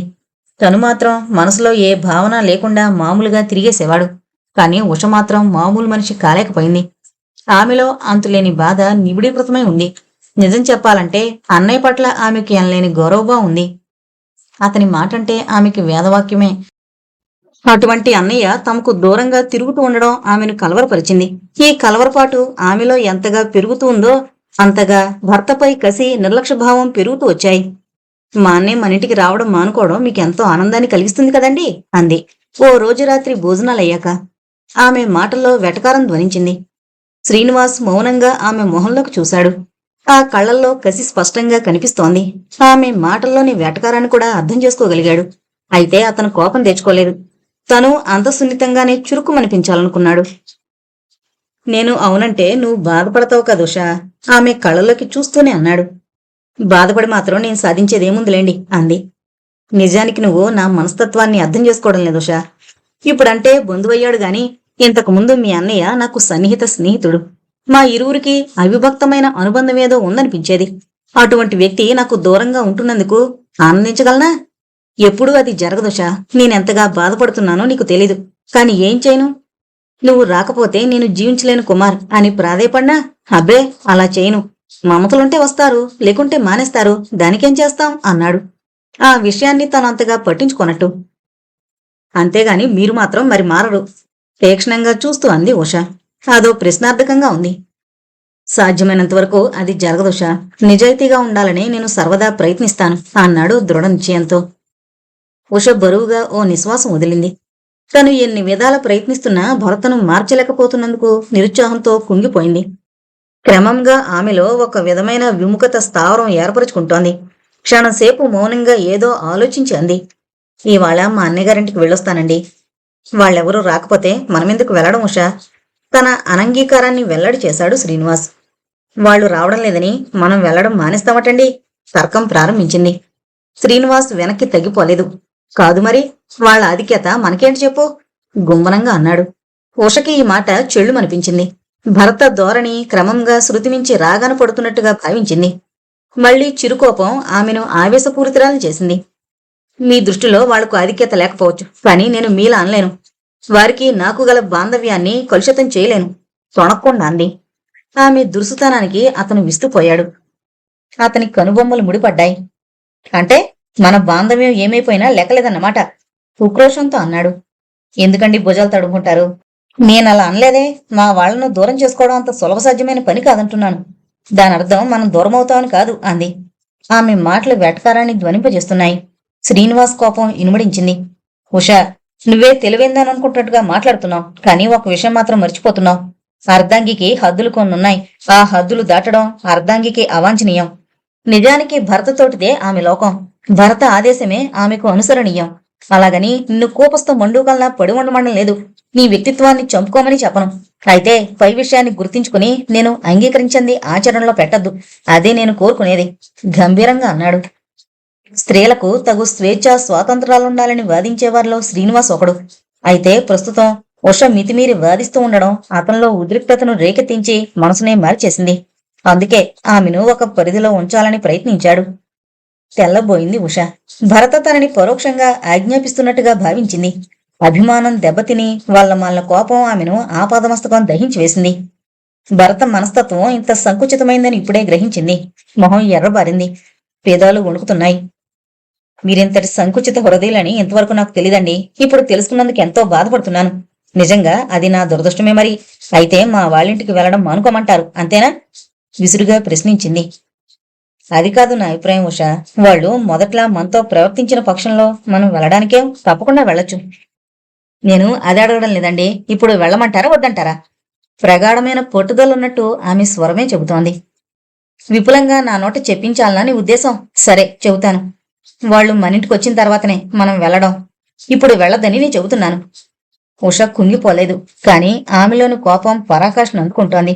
ఆ ఆవేశంలో మాట్లాడలేకపోయింది. చరచరా అక్కడి నుంచి వెళ్లిపోయింది. శ్రీనివాస్ బరువుగా నిశ్వాసాన్ని వదిలాడు. అతని మనసు బాగా గాయపడింది. ఉష తన మనస్తత్వాన్ని అర్థం చేసుకోకుండా ప్రవర్తిస్తున్నందుకు బాధపడ్డాడు. ఈ గొడవలు పరిస్థితుల్ని ఇంకా ఎంత దూరం తీసుకుపోతాయోనన్న సందేహం మొలకెత్తింది అతనిలో. ఏది ఏమైనా తను మాత్రం వ్యక్తిత్వాన్ని కోల్పోకూడదు అనుకున్నాడు. భర్త వెళ్లిపోయాక చాలాసేపు కూర్చుని ఆలోచించింది ఉష. ఆలోచనలతో మెదడు వేడెక్కింది. ఆ రోజు అన్నయ్య గారింటికి వెళ్ళొస్తానంటే భర్త వద్దండం గురించే ఆమె ఆలోచిస్తోంది. ఇన్ని కట్టుదిట్టాలతో బ్రతకడం అంటే చాలా కష్టమే అనిపించింది ఆమెకు. అయినా తనెందుకు అంతగా అణిగిమడి ఉండాలి? తనేం చదువులేని అమాయకురాలా? స్వతంత్రంగా జీవించే యోగ్యత తనకు లేదు గనుకనా? అటువంటప్పుడు భరతతోటిదే లోకమని చాలా మందిలో తను పడుండాల్సిందేనా? మరీ బొత్తిగా బానిసలా అణిగిమణిగి ఉండడం కంటే ఆత్మవంచన ఇంకేముంటుంది? ఆయన వెళ్లొద్దని శాసిస్తే తను మానేయడమేనా? ఒకసారి ఇటువంటి అధికారానికి లోబడితే దానికింక విముక్తి ఉండదు అనుకుంది. ఆమె ఆలోచన ఫలితంగా ఆమెలోని స్వేచ్ఛాజీవి తలెత్తింది. చప్పున లేచి నుంచుంది. ఓ విధమైన మొండితనం ఆమెను ఆవహించింది. బట్టలు మార్చుకుంది. ఇంటికి తాళం వేసి అన్నయ్య గారింటికి బయలుదేరింది ఉష. ఒక్కొక్కప్పుడు మనం ఊహించని సంఘటనలు హఠాత్తుగా తటస్థపడుతూ ఉంటాయి. అలా తటస్థించినందుకు ఆశ్చర్యపడి అందులోంచి మనం బయట పడకముందే వాటి పర్యవసానాలు ఉక్కిరిబిక్కిరి చేస్తుంటాయి. అటువంటి సంఘటనే ఒకటి ఉషకి తటస్థపడింది ఇప్పుడు. ఆమె మొండి పట్టుదలతో అన్నయ్య గారింటికని బయలుదేరింది. తను వెళ్ళొస్తే భర్తకు తెలుస్తుంది గనుకనా అని ఆలోచించే బయలుదేరింది. కాని ఆమె తిరిగొచ్చేసరికి తమ ఇంటి ముందు జీప్ ఉండడం గమనించడంతో ఆమెలో అనుకోకుండా కాస్తంత అలజడి బయలుదేరింది. అయితేనేం ధైర్యాన్ని కూడగట్టుకుంది. రిక్షా దిగుతూనే జీపులో కూర్చునున్న భర్తను చూసింది. అప్పుడే శ్రీనివాస్ కూడా జీపులోంచి దిగాడు. అతని మొహంలో గంభీరత స్పష్టంగా ద్యోత్యకమవుతోంది. ఎంతసేపయిందండి మీరొచ్చి? ఇంటి తాళం తీస్తూనే అంది ఉష. ఎక్కువసేపు కాలేదులే, ఓ అరగంట మాత్రమే అన్నాడు ముక్తసరిగా. ఆ మాటల్లోని విక్రింపు అర్థం చేసుకుంది ఉష. అయినా అప్పట్లో ఏమీ అనలేదు. తనలో తప్పుందన్న గుర్తింపు కలిగింది కాబోలు. ఇద్దరూ లోపలికి నడిచారు. శ్రీనివాస్ టేబుల్ డ్రాయర్ తీసి ఏవో కాగితాలు తీసుకున్నాడు. ఉష కాస్తంత దూరంలో నుంచుంది. ఎక్కడికి వెళ్ళావో నేను ప్రత్యేకించి అడగనవసరం లేదనుకుంటాను. ఏం ఉషా అన్నాడు ఆమె కేసి చూస్తూ. ఆ చూపుల్లో తీక్షణత కొట్టొచ్చినట్టు కనిపించింది. అంటే మీ అభిప్రాయం? కొద్దిగా కంగారు పడింది. ఈ విషయాన్ని అంత సీరియస్ గా తీసుకుంటాడని అనుకోలేదు మరి. మీ అన్నగారింటికే కదూ వెళ్ళొచ్చో? అవునండి. నేను వెళ్ళమని చెప్పాను కదూ. స్వరం తగ్గు స్థాయిలో ఉన్న మొహం మాత్రం క్రమంగా ఎరుపుదనాన్ని పుంజుకుంటూ ఉండడం గమనించింది ఉష. ఎక్కడో ఓ మూల భయం చోటు చేసుకుంది అంతరంగంలో. మాట్లాడినంత సులువుగా కార్యసాధన వాటి ఫలితాలు ఉండమేమో అనిపించింది ఆమెకి. చొప్పున మాట్లాడలేకపోయింది. జవాబు చెప్పమే ఉషా, చిన్న ఉరుము ఉరిమినట్టుగా అన్నాడు ఈసారి. వెళ్ళొద్దని చెప్పారు, మెల్లగా అంది. ఎంత ధైర్యాన్ని తెచ్చిపెట్టుకోవాలనుకున్నా ఆయన కోపం చూస్తుంటే నీళ్లు గారిపోయిందామె. వద్దని చెప్పాను కాబట్టే పట్టుదలతో తప్పనిసరిగా వెళ్ళావు. నా సహనాన్ని రెచ్చగొట్టడానికి వెళ్ళావు, అంతేనా? అంటే నా మాట మీద అంత గురి గౌరవం ఉన్నాయన్నమాట. ఉక్రోషాన్ని ఆపుకోలేక విసురుగా అన్నాడు శ్రీనివాస్. భర్త ముఖంలోకి చూసింది, ధైర్యాన్ని కూడగట్టుకుని ఉష. ఆయన కళ్ళు కోపంతో జ్వలిస్తున్నాయి. తను సహనం వహించి ఊరుకుంటే ఆయన ఇంకా రెచ్చిపోతారేమో అనిపించింది. తను తెల్లమొహం వేసి కళ్ళు తేలేసి చూస్తుండడం చేతగాంతనమనిపించింది. ఆయన అధికారానికి లొంగిపోతున్నట్టు అనిపించింది. ఆమెలోని వ్యక్తిత్వం మరోసారి ఒళ్ళు జలదరించుకుని లేచింది. ఆయన చెప్పిన దానికి విరుద్ధంగా ప్రవర్తించిందన్న మాటే గాని నిజానికి తను చేసింది తప్పేం కాదనుకుంది. ఇప్పుడేం జరిగిపోయిందనండి ఈ వ్యాఖ్యానాలు? కాస్త విసురుగానే అంది ఉష. శ్రీనివాస్ ఉద్రేకంతో చలించిపోయాడిసారి. భార్య మనస్తత్వం అతనికి బాగా తెలుసున్నా తనింకా తెలుసుకోలేని అహం కూడా ఆమెలో ఉందని ఇప్పుడిప్పుడే అర్థం చేసుకోగలుగుతున్నాడు. తన మాటను లక్ష్య పెట్టకపోవడమే గాక ప్రత్యక్షంగా ఎదిరిస్తున్న అర్ధాంగి సాహసాన్ని సహించలేకపోయాడు. ఇంకేం జరగాలుషా? నన్ను రెచ్చగొట్టడానికి ఈ నిర్లక్ష్యం చాలదు. నిన్ను శాసించే అధికారం నాకేమీ లేదనేగా నీ అభిప్రాయం? కోపంగా అన్నాడు. దాంపత్య జీవితంలో ఒకరినొకరు శాసించడం అన్న ప్రసక్తే ఉండదండి. ఎవరికున్న వ్యక్తిత్వం వారు పోగొట్టుకోరు. పాత యుగంలోనే ఈ నవయుగంలోనూ ఉంటామంటే ఎలా? కాలంతో పాటు మనలోనూ మార్పు రావాలి, ధైర్యంగా అంది ఉష భర్తకు ఉపదేశమిస్తున్నట్టుగా. శ్రీనివాస్ తెల్లమొహం వేశాడు. ఆమె తనకి ఉపదేశించడమా? ఇది మరీ అన్యాయం అనిపించింది. నవయుగమని నిష్టమొచ్చినట్టు ప్రవర్తించకూడదుషా. ఏ యుగంలోనైనా హద్దులంటూ కొన్నుంటాయి. వాటిని తెలుసుకోవడం మానేసి తిరిగి నాకే ఉపదేశాలు ఇవ్వడానికి ప్రయత్నిస్తున్న నీ ధైర్యానికి ఆశ్చర్యపోతున్నాను అన్నాడు శ్రీనివాస్. నేనే హద్దు మీరలేదండి. అయితే నీ ఈ నిర్లక్ష్యం హద్దు మీరడం కాదంటావా? ఇది నీ తప్పుగా భావించడం లేదా? లేదు, దీన్నెవరూ తప్పు అనరు, మొండిగా జవాబిచ్చింది. ఏంటి, ఇది తప్పు కాదు? స్వరం హెచ్చించి అన్నాడు శ్రీనివాస్. ఆమె మాటల ధోరణి అతనిలో క్రమక్రమంగా అసహనాన్ని పెంచుతోంది. ఇది తప్పు కాదు అంది ఉష తనేం తీసుకోనట్టుగా గొంతు హెచ్చించి. అంతే, ఆమె చెంప చెళ్ళుమంది. తనని అంత నిర్లక్ష్యంగా ఎదిరించినందుకు ప్రతిఫలంగా చేసుకున్నాడు శ్రీనివాస్. ఎంత సహనాన్ని కూడదీసుకోవాలనుకున్నా లాభం లేకపోయింది. పొంగి వచ్చే ఉద్రేకాన్ని అరికట్టుకోలేకపోయాడు. అతని కళ్ళు నిప్పులు చెరుగుతున్నాయి. నువ్వింత మొండిగా ప్రవర్తిస్తావని ఎప్పుడు ఊహించలేదుషా. బహుశా నీలో తగిన అహం ఇంతవరకు బయటపడలేదు కాబోలు. ఇంత చదువుకున్నావెందుకు? నిరర్ధకం, ఛీ, నీ మొహం చూడ్డానికి అసహ్యం వేస్తోంది అంటూ విసురుగా బయటకు వెళ్లిపోయాడు శ్రీనివాస్. ఉష స్తంభించిపోయింది. చెక్కిలు పట్టుకుని క్షణం అక్కడే శిలాప్రతిమలా నుంచుండిపోయింది. జీపు శబ్దం చేసుకుంటూ వెళ్లిపోయింది. అప్పుడు తేరుకుని వాస్తవలోకంలో పడినట్టయింది ఉష. ఆమెకి ఏడుపొచ్చింది. పొంగొచ్చే అసురుదారలు చెక్కిళ్ల మీదకు జాలువారుతున్నాయి. దుఃఖాన్ని ఆపుకోలేకపోతోంది. పుట్టిన దగ్గర్నుంచి ఇంతవరకు ఎవరిచేత దెబ్బతిని ఎరుగదు. తల్లిదండ్రులు బతుకున్న రోజుల్లో వారి వాత్సల్యపు నీడలో అల్లారుముద్దుగా పెరిగింది. వాళ్ళు ఈ లోకాన్ని విడిచిపెట్టిపోయాక అక్క, అన్నయ్య తనని గారభంగా పెంచారు. ఇప్పటికీ వారు తనను చిన్నపిల్లలానే భావిస్తూ వాత్సల్యంతో చూస్తారు. అటువంటి తను ఈరోజు భరత చేత చీవాట్లే కాకుండా చెంపదెబ్బ కూడా తింది. ఆ దెబ్బ వల్ల కలిగిన శారీరకమైన బాధ కంటే మానసికంగా ఆమె కుంగిపోయింది. భరత దృష్టిలో తను ఇంత లోకువైందా? ఈ పర్యవసానాల కోసమేనా తను ఆయన్ని ప్రేమించి పెళ్లి చేసుకుంది? పరిపరి విధాల ఆమె ఆలోచించింది. ఆలోచిస్తున్న కొద్దీ ఆమెలోని దుఃఖం వెల్లువలా పొంగుకొస్తోంది. ఇటువంటి అవమానాన్ని భరిస్తూ ఆయన నీడను తనింక జీవించడం సాధ్యమేనా? నిజానికి తన మనస్తత్వం దృష్ట్యా ఇటువంటి వాతావరణం తనకు సరిపడదు కూడాను. అయితే ఇప్పుడేం చేయడం? ఆమె మెదడు చురుగ్గా పనిచేసింది. ఆయనకి పశ్చాత్తాపం కలిగేలా తనే ఏదో ఒకటి చెయ్యాలి. తను అన్నయ్య గారింటికి వెళ్లిపోవడమే ప్రస్తుత కర్తవ్యంలా తోచింది. తెరచెర తన గదిలోకి నడిచింది. బట్టలన్నీ పెట్టెలో నింపింది. వస్తువులన్నీ తీసి అలంకరించుకుంది. టేబుల్ ముందు కూర్చుని ఓ ఉత్తరాన్ని రాసి దాన్ని కవర్లో పెట్టి అంటించింది. ఆ ఉత్తరాన్ని పక్కింటావిడికి ఇవ్వడం శ్రేయస్కరం కాదనుకుంది కాబోలు. వీధి ద్వారం దగ్గరే పడేసింది లోపల. ఇంటికి తాళం వేసి పక్కింటావిడికిచ్చింది. రిక్షాలో పెట్టితో పాటు కూర్చుని వెళ్ళనీమంది రిక్షాను. రిక్షా సాగిపోయింది. పక్కింటావిడ మాత్రం ఏమీ అర్థం చేసుకోలేకపోయింది. కొన్ని క్షణాల క్రితం శ్రీనివాస్ విసురుగా వెళ్లిపోవడం ఆమె కళ్ళారా చూసింది. ఇప్పుడు ఉష ఉద్రేక భావంతో పెట్టి తీసుకుని వెళ్లిపోతుండడం చూస్తోంది. ఏదో తప్పక జరుగుంటుందన్న సందేహం ఆమెకు కలిగింది. ఏం జరిగిందో తెలుసుకోవాలన్న ఆసక్తున్నా ఎలా తెలుస్తుంది? చేతిలో ఉన్న తాళం గుత్తి మాత్రం నన్ను శ్రీనివాస్ చేతిలో పెట్టు అని మాత్రం అంటున్నట్టుగా ఉందే గాని మరేమీ చెప్పదు. ఓ నిట్టూర్పు విడుస్తూ లోపలికి వెళ్లిపోయిందామె. అప్పుడే ఎవరో పేషెంట్ని చూసి తిరిగొచ్చిన కుమార్ డిస్పెన్సరీకి వెళ్లాలని బయటకొచ్చాడు. రిక్షా నుండి దిగుతున్న చెల్లెలు అగుపించేసరికి ఆశ్చర్యపోయాడు. కాసేపటి క్రితమే ఆమె వచ్చి వెళ్ళినట్టు భార్య ద్వారా విన్నాడు. ఈ కొద్దిపాటి వ్యవధిలోనే మళ్ళీ ఎందుకొచ్చిందా అని అతని ఆశ్చర్యం. రిక్షావాడు ఆమె పెట్టి తెచ్చి లోపల పెట్టడం అతనికేం అర్థం కాలేదు. ఏంటమ్మా ఉష ఇదంతా? పెట్టి పట్టుకుని వచ్చేసావేమిటి? ఇప్పుడే వచ్చి వెళ్ళావటగా అన్నాడు వింతగా ఆమె కేసి చూస్తూ.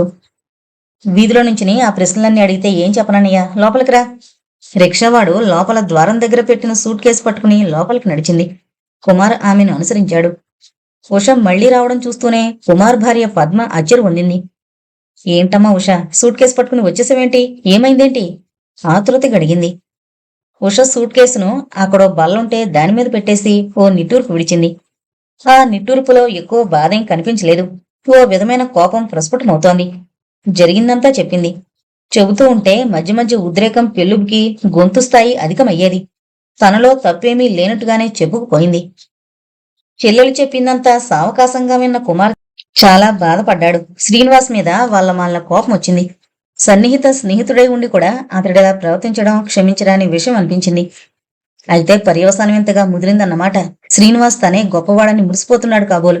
అతడి అధికారానికి తలవొగ్గక బుద్ధొచ్చేలా మంచి పని చేసావు చెల్లాయి. దేహి అని మన ఇంటికి అతనే వస్తాడు చూడు. రాకుండా ఎక్కడికి పోతాళ్లే, నువ్వేమీ ఆధారపడకు. నాకు వేళైంది, డిస్పెన్సరీకి వెళ్ళొస్తాను అనేసి చరచరా బయటికి నడిచాడు. భరత మాటలకు పద్మ విస్తుపోయింది. ఉష చర్యను ఖండిస్తూ 4 చివాట్లు పెట్టకుండా ఆమెను సమర్థిస్తున్న ఆయన మనస్తత్వాన్ని హర్షించలేకపోయింది. ఆడపడుచు పట్ల ఆమెకి అభిమానం ఉంది గాని ఆమె తొందరపాటును సమర్థించలేకపోయింది. స్త్రీకి స్వేచ్ఛా స్వాతంత్రాలు ఉండొచ్చు గాని అహం ఉండకూడదని ఆమె అభిమతం. మీ అన్నయ్య మాటలకేంగానుషా, నువ్వు చాలా తొందరపడ్డమేమో అనిపిస్తోంది అంది పద్మ. ఆమె మాటల్లో ఎక్కడ వెతికినా ఉత్సాహం కనిపించలేదు. వదిన నోట ఆ మాట రావడం ఆశ్చర్యం కలిగించింది ఉషకి. ఇంతవరకు తనని ఆమె ఏనాడు ఖండించలేదు. నేనే తొందరపడ్డానట వదిన, నీరసంగా అంది ఉష. తను ఏం చేసినా అన్నయ్య వదిన కూడా సమర్థిస్తారన్న నమ్మకం ఉండేది. ఆ ధైర్యంతోనే చొరవ చేసి వచ్చేసింది కూడాను. అయితే ఇప్పుడు వదిన తనే తొందరపడినట్టు నిందిస్తుండడం ఆమెకు కాస్తంత దిగులు కలిగించింది. అవునమ్మా ఉష, ఇది తొందరపాటే అంటాను. నిజానికి పురుషుల్లో కంటే స్త్రీల్లోనే ఎక్కువ సహనం ఉండడం ఎంతో అవసరం. అదీగాక ఇప్పుడు ఈ విషయం ఏమంత ప్రాముఖ్యత కలది కాదు. జీవిత సమస్య అంతకంటే కాదు. దీన్ని ఇంతవరకు తెచ్చుకోవడం అర్థం లేదు. నువ్వే కాస్త వెనక్కి తగ్గిపోయుంటే పరిస్థితి విషమించకపోను. భర్త వద్దని పని చేయడం మానేసినంత మాత్రాన మన వ్యక్తిత్వానికి దెబ్బ తగులుతుందేమోనని అనుకోవడం తెలుగు తక్కువతనం ఉష. ఇటువంటి చిన్న చిన్న మనస్పర్ధలే రగిలి పెద్ద తుఫాన్ని సృష్టించొచ్చు. తర్వాతొచ్చే పరిణామాల్ని పట్టుకోవడం చాలా కష్టమమ్మా. జీవితం అంటే బొమ్మలాట కాదు, పరమార్థాన్ని సాధించవలసిన ఓ పెద్ద సమస్య. వదినగానే నేనివన్నీ చెబుతున్నానని, నిన్ను కించపరచాలని అంటున్నానని భావించొద్దు. ఒక గృహిణిగా, ఒక స్త్రీగా చెబుతున్నాను. నువ్వు బాగా యోచించి ఒక నిర్ణయానికి రావడం చాలా అవసరం. చేసిన తప్పుని సరిదిద్దుకోవడానికే ప్రయత్నించాలి గాని దాన్ని పెంచుకోకూడదు. ముఖ్యంగా నేను కోరేదేమిటంటే నన్ను అపార్థం చేసుకోవద్దు అంది పద్మ ఓ చిన్న ఉపన్యాసం ఇస్తూ. వదిన మాటల్లోని గంభీరత, భావం ఉషకు ఆశ్చర్యాన్ని కలిగించింది. అంతటి సహనం, ఓర్పు ఆమె మనస్తత్వానికి సరిపడుతుందేమో గాని తనలో మాత్రం ఆ ఓర్పు గాని సహనం గాని లేదని సరిపెట్టుకుంది. అంతేగాని వదిన మాటలకు చాలా ప్రాముఖ్యత ఉందని గ్రహించలేకపోయింది. ఏమైతేనేం పద్మ మాటలు ఉషను ఏమాత్రం మార్చలేకపోయాయి. వదిన, అంతటోర్పు నీలో ఉంటుందేమో గాని నాకు మాత్రం లేదు సుమా. అయినా మనం కేవలం పురుషులకు బానిసలుగా ఉండడం ఏం భావ్యంగా ఉంటుందంటావు? మనకి వ్యక్తిత్వం ఉంది, స్వాభిమానం ఉంది. అవన్నీ వదులుకొని మట్టి బొమ్మల్లా పడి ఉండమనడం అన్యాయం. ఎవరి మాటకేం గాని నేను మాత్రం బానిసగా బ్రతకలేను. అది నాకు చేత కాదు వదినా అంది ఉష. ఆమె చెప్పిన ప్రతి పదంలోనూ పటిష్టమైన నిర్ణయం ఉండడం గమనించింది పద్మ. తన తొందరపాటుకు ఒక్క పిసరంతైనా ఉష పశ్చాత్తాపపడడం లేదని గుర్తించిన పద్మ ఇంకా తనేం చెప్పినా అరణ్యరోధనన్న నిర్ణయానికి వచ్చింది. ఆ వృధా ప్రయత్నాన్ని కొనసాగించడం అనవసరం అనుకుంది. ఏదో నాకు తోచింది చెప్పానుషా, ఇక నీ ఇష్టం. నీ అభిప్రాయాలకు భంగం కలిగించడం నాకు ఇష్టం లేదు అంటూ తన పనిలో నిమగ్నురాలైంది పద్మ. ఉష నిర్లక్ష్యంగా ఓ చిన్న నవ్వు నవ్వుకుని సూట్ కేసు చేతపట్టుకుని పక్క గదిలోకి వెళ్ళింది. పద్మ కంటే ఆ ఇంట్లో తనకి ఎక్కువ అధికారం ఉన్నట్టుగా ఉందామె ప్రవర్తన చూస్తుంటే. అయితే పద్మకి అటువంటి భావనలే ఉండవు. ఆమెకు ప్రత్యేకించి ఏ ఆధిక్యత అవసరం లేదు. శ్రీనివాస్ ఇంటికొచ్చేసరికి చీకటి పడింది. ఇంటికి తాళం వేసి ఉండడం చూసి విస్తుపోయాడు. పక్కింటి వారిని అడిగాడు. పక్కింటి ఆమె తాళపు గుర్తు మాత్రం అందించింది. ఆమెను వివరాలేమీ అడగలేదు. ఏం జరిగిందోనన్న ఆతృత కూడా అతనిలో కలగలేదు. ఉష ఆ ఉద్రేకంలో వాళ్ళ అన్నయ్య గారింటికే వెళ్ళుంటుందని మాత్రం అర్థం చేసుకోగలిగాడు.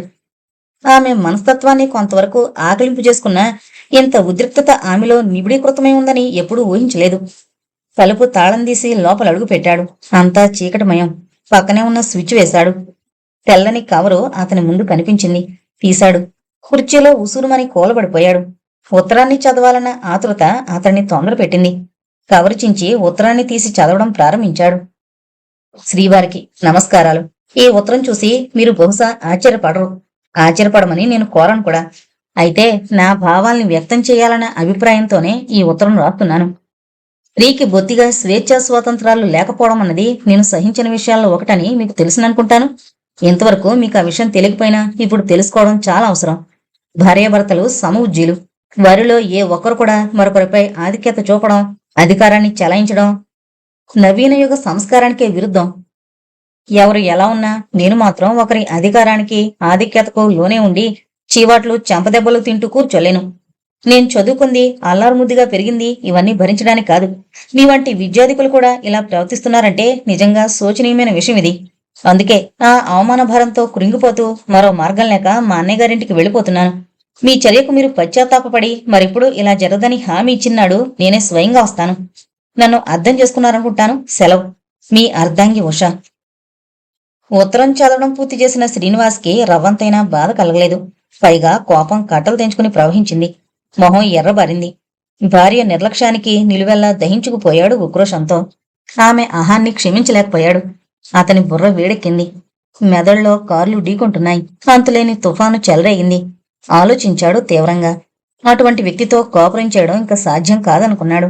ఒకసారి తలెత్తిన అహం అంత తొందరగా అణగారిపోదని అతను ఊహించాడు. ఆమె విపరీత మనస్తత్వానికి తను బెదిరిపోయి లొంగిపోకూడదన్న నిర్ణయానికొచ్చాడు.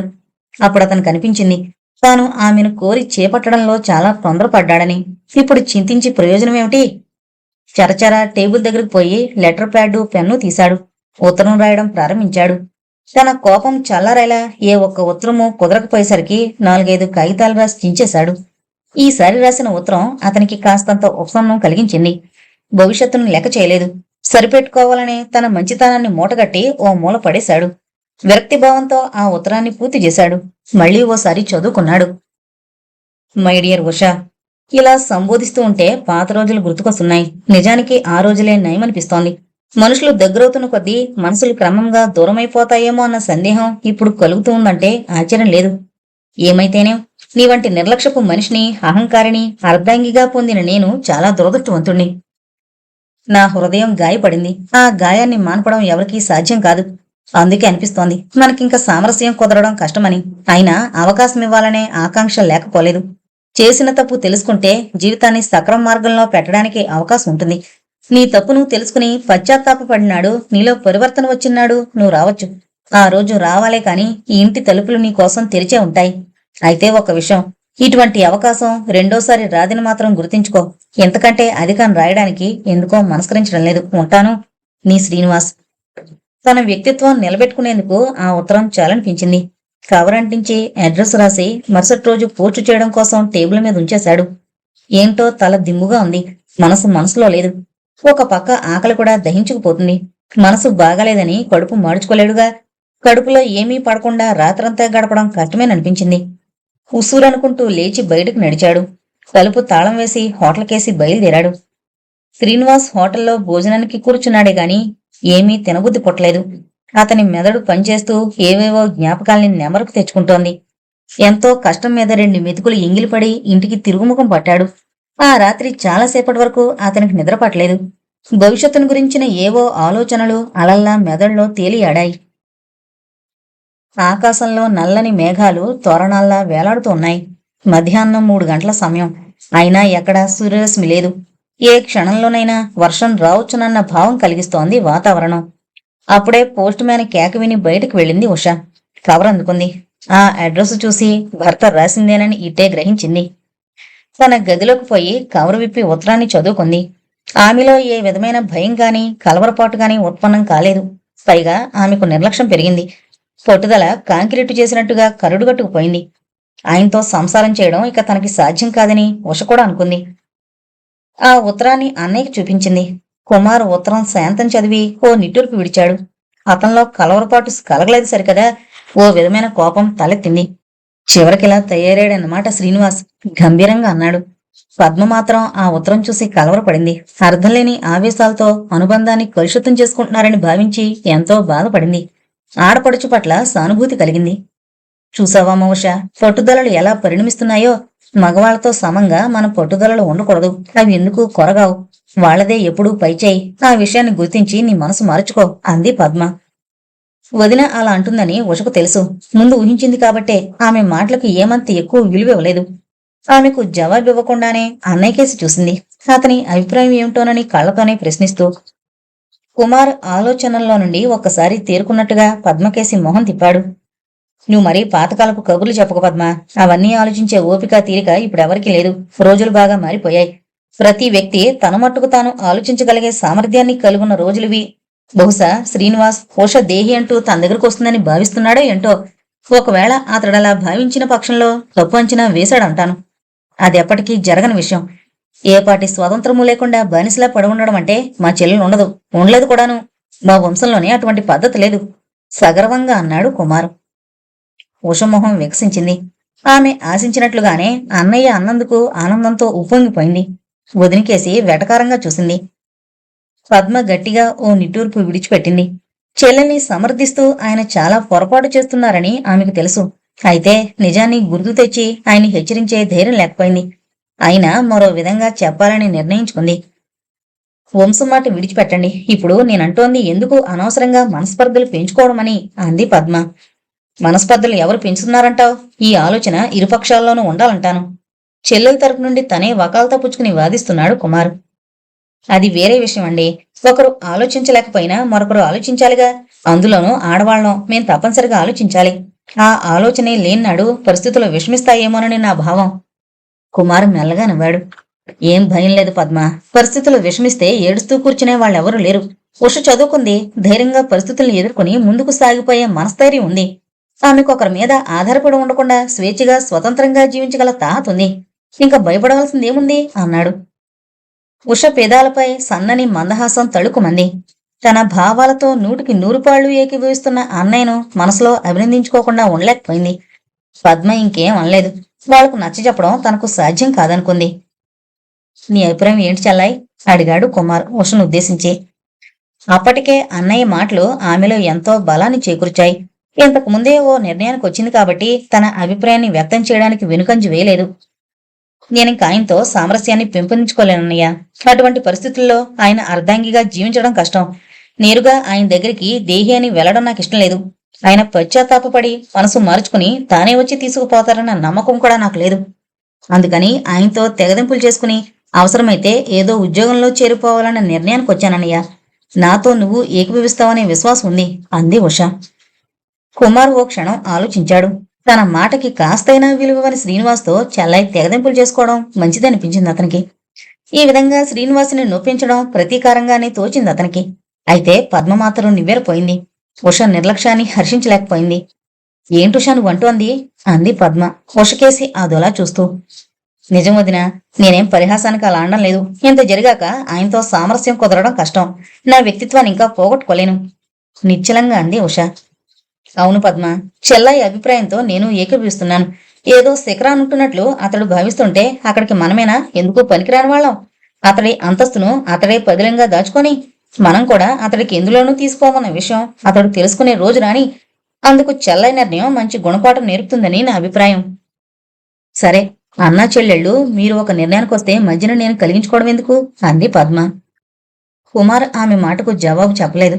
ఉషకేసి తిరిగాడు. చెల్లై, నీకు ఏది సక్రమ మార్గంగా తోస్తే అది చేయి. నీ నిర్ణయాన్ని నేనెప్పుడూ కాదన్ను. నువ్వు నిదానంగా యోచించి ఓ నిర్ణయానికి వస్తావన్న విషయం నాకు బాగా తెలుసు. అన్నట్లు మరో విషయం చెప్పడం వచ్చాను. శ్రీనివాస్ ఏదో అనుకుంటున్నాడు, తను పెద్ద హోదాలో ఉన్నాడని. కానీ కొద్ది రోజుల్లోనే ఏ మారుమూలకో లేక మన్యపు ప్రాంతానికో బదిలీ అయితే అప్పుడు తెలుస్తుంది. తన మనసులో ఉన్న అక్కసుని బయటికి వెళ్ళగక్కాడు. బదిలీ అవుతుందండి? ఆతృతగా ప్రశ్నించింది పద్మ. అవును పద్మ, పెద్దవాళ్ళని ధిక్కరిస్తే పర్యవసానమేమిటో అతడెప్పుడూ చెవి చూడలేదు. కొద్ది రోజుల్లో అదే అనుభవానికి వస్తుంది. అప్పట్లో కరుణాకర మిశ్రా గారు స్వయంగా సహాయం వర్దిస్తే నిరాకరించాడు. నేను చెబితే వింటాడని ఆయన నా మీద భారం వేస్తే నా మాట లక్ష్యం చేయలేదు. అర్ధాంగి అభ్యర్థన కూడా ఒమ్ము చేశాడు. అయినంత మాత్రాన మిశ్రా గారు చిక్కుల్లో ఇరుక్కున్నారా? అబ్బే, ఎలాగో తను తలపెట్టిన కార్యాన్ని సాధించుకున్నారు. చెడిందెవరు? శ్రీనివాస్ మీద పగబట్టాడు. అటువంటి వ్యక్తి పగ ఎంతైనా చేస్తుంది. తన పరపతినంత ఉపయోగించాడు. శ్రీనివాసును బదిలీ చేస్తున్నాడు. ఇప్పటికే లేదు. ఇంకా మనకు దూరమై ఉష సుఖంగా ఉండగలన్న నమ్మకం నాకు లేదు. మరీ రాజి రంపాన పెట్టినా పెట్టొచ్చు. వీటన్నింటి దృష్ట్యా ఉష తీసుకున్న నిర్ణయమే సరైంది అన్నాడు. పద్మకి భర్త ధోరణి ఏమీ నచ్చలేదు. పెద్దలు చెప్పవలసిన తీరు అది కాదనిపించింది. మీరిలా తొందరపడ్డం ఏం బాగలేదండి అని పద్మ ప్రారంభించి ఇంకేమో చెప్పాలనుకుంటుంటే కుమార్ చెప్పునందుకుని ఆమె మాటలకు అడ్డొచ్చాడు. పద్మ, నా బాధ్యత నాకు తెలుసు. నీ చేత చెప్పించుకోవాల్సిన దురవస్థ నాకింకా కలగలేదు. నువ్వేం చెప్పకింకా అన్నాడు విసుగ్గా. భర్త విసుగుకు లోలోన నవ్వుకుంది పద్మ. చెల్లెలి స్వేచ్ఛా స్వాతంత్రం గురించి మాట్లాడుతున్న వ్యక్తి భార్యకి అటువంటి స్వేచ్ఛ ఉండాలన్న విషయాన్ని విస్మరించినందుకు నిజంగా ఆమెకు ఆశ్చర్యం వేసింది. వాదన పెంచుకుని ఆయన్ని రెచ్చగొట్టడం శ్రేయోదాయకం కాదనుకుంది. సరేలేండి, ఇప్పుడే చెప్పారుగా, నేనేం కలిగించుకోను అంటూ ఏదో పనున్నట్టుగా అక్కడి నుంచి జారుకుంది. నువ్వేమీ కంగారపడకు చెల్లాయి, మీ వదిన మాటలనంటే పట్టించుకోకు అంటూ బయటికి వెళ్ళిపోయాడు కుమార్. ఉష తృప్తిగా నిట్టూర్చి టేబుల్ దగ్గరకు నడిచి ఘాటైన ఉత్తరం రాసింది భర్తకు. ఉష రాసిన ఉత్తరం శ్రీనివాసుని కోపంతో కదిలించి వేసింది. అర్ధాంగికి ఉండాల్సిన అణుకువ ఆమెలో రవంతైనా లేదేమనిపించింది. ఉండబట్లేక ఆ ఉత్తరాన్ని మరోసారి చదువుకున్నాడు. శ్రీవారికి నమస్కారాలు. మీ ఉత్తరం నాలోని అభిమానాన్ని మరింత రెచ్చగొట్టిందంటే అతిశయోక్తి కాదు. ఏదో నేనే తప్పు చేసినట్టు రాస్తూ సరిదిద్దుకునే అవకాశం ఇవ్వాలన్న ఆకాంక్ష ఉందని విశాల హృదయాల్లో వ్యక్తం చేశారు. మీలో గొప్ప తెలివితేటలున్నాయని చెప్పుకునేందుకు ఈ ఒక్క విషయం చాలు.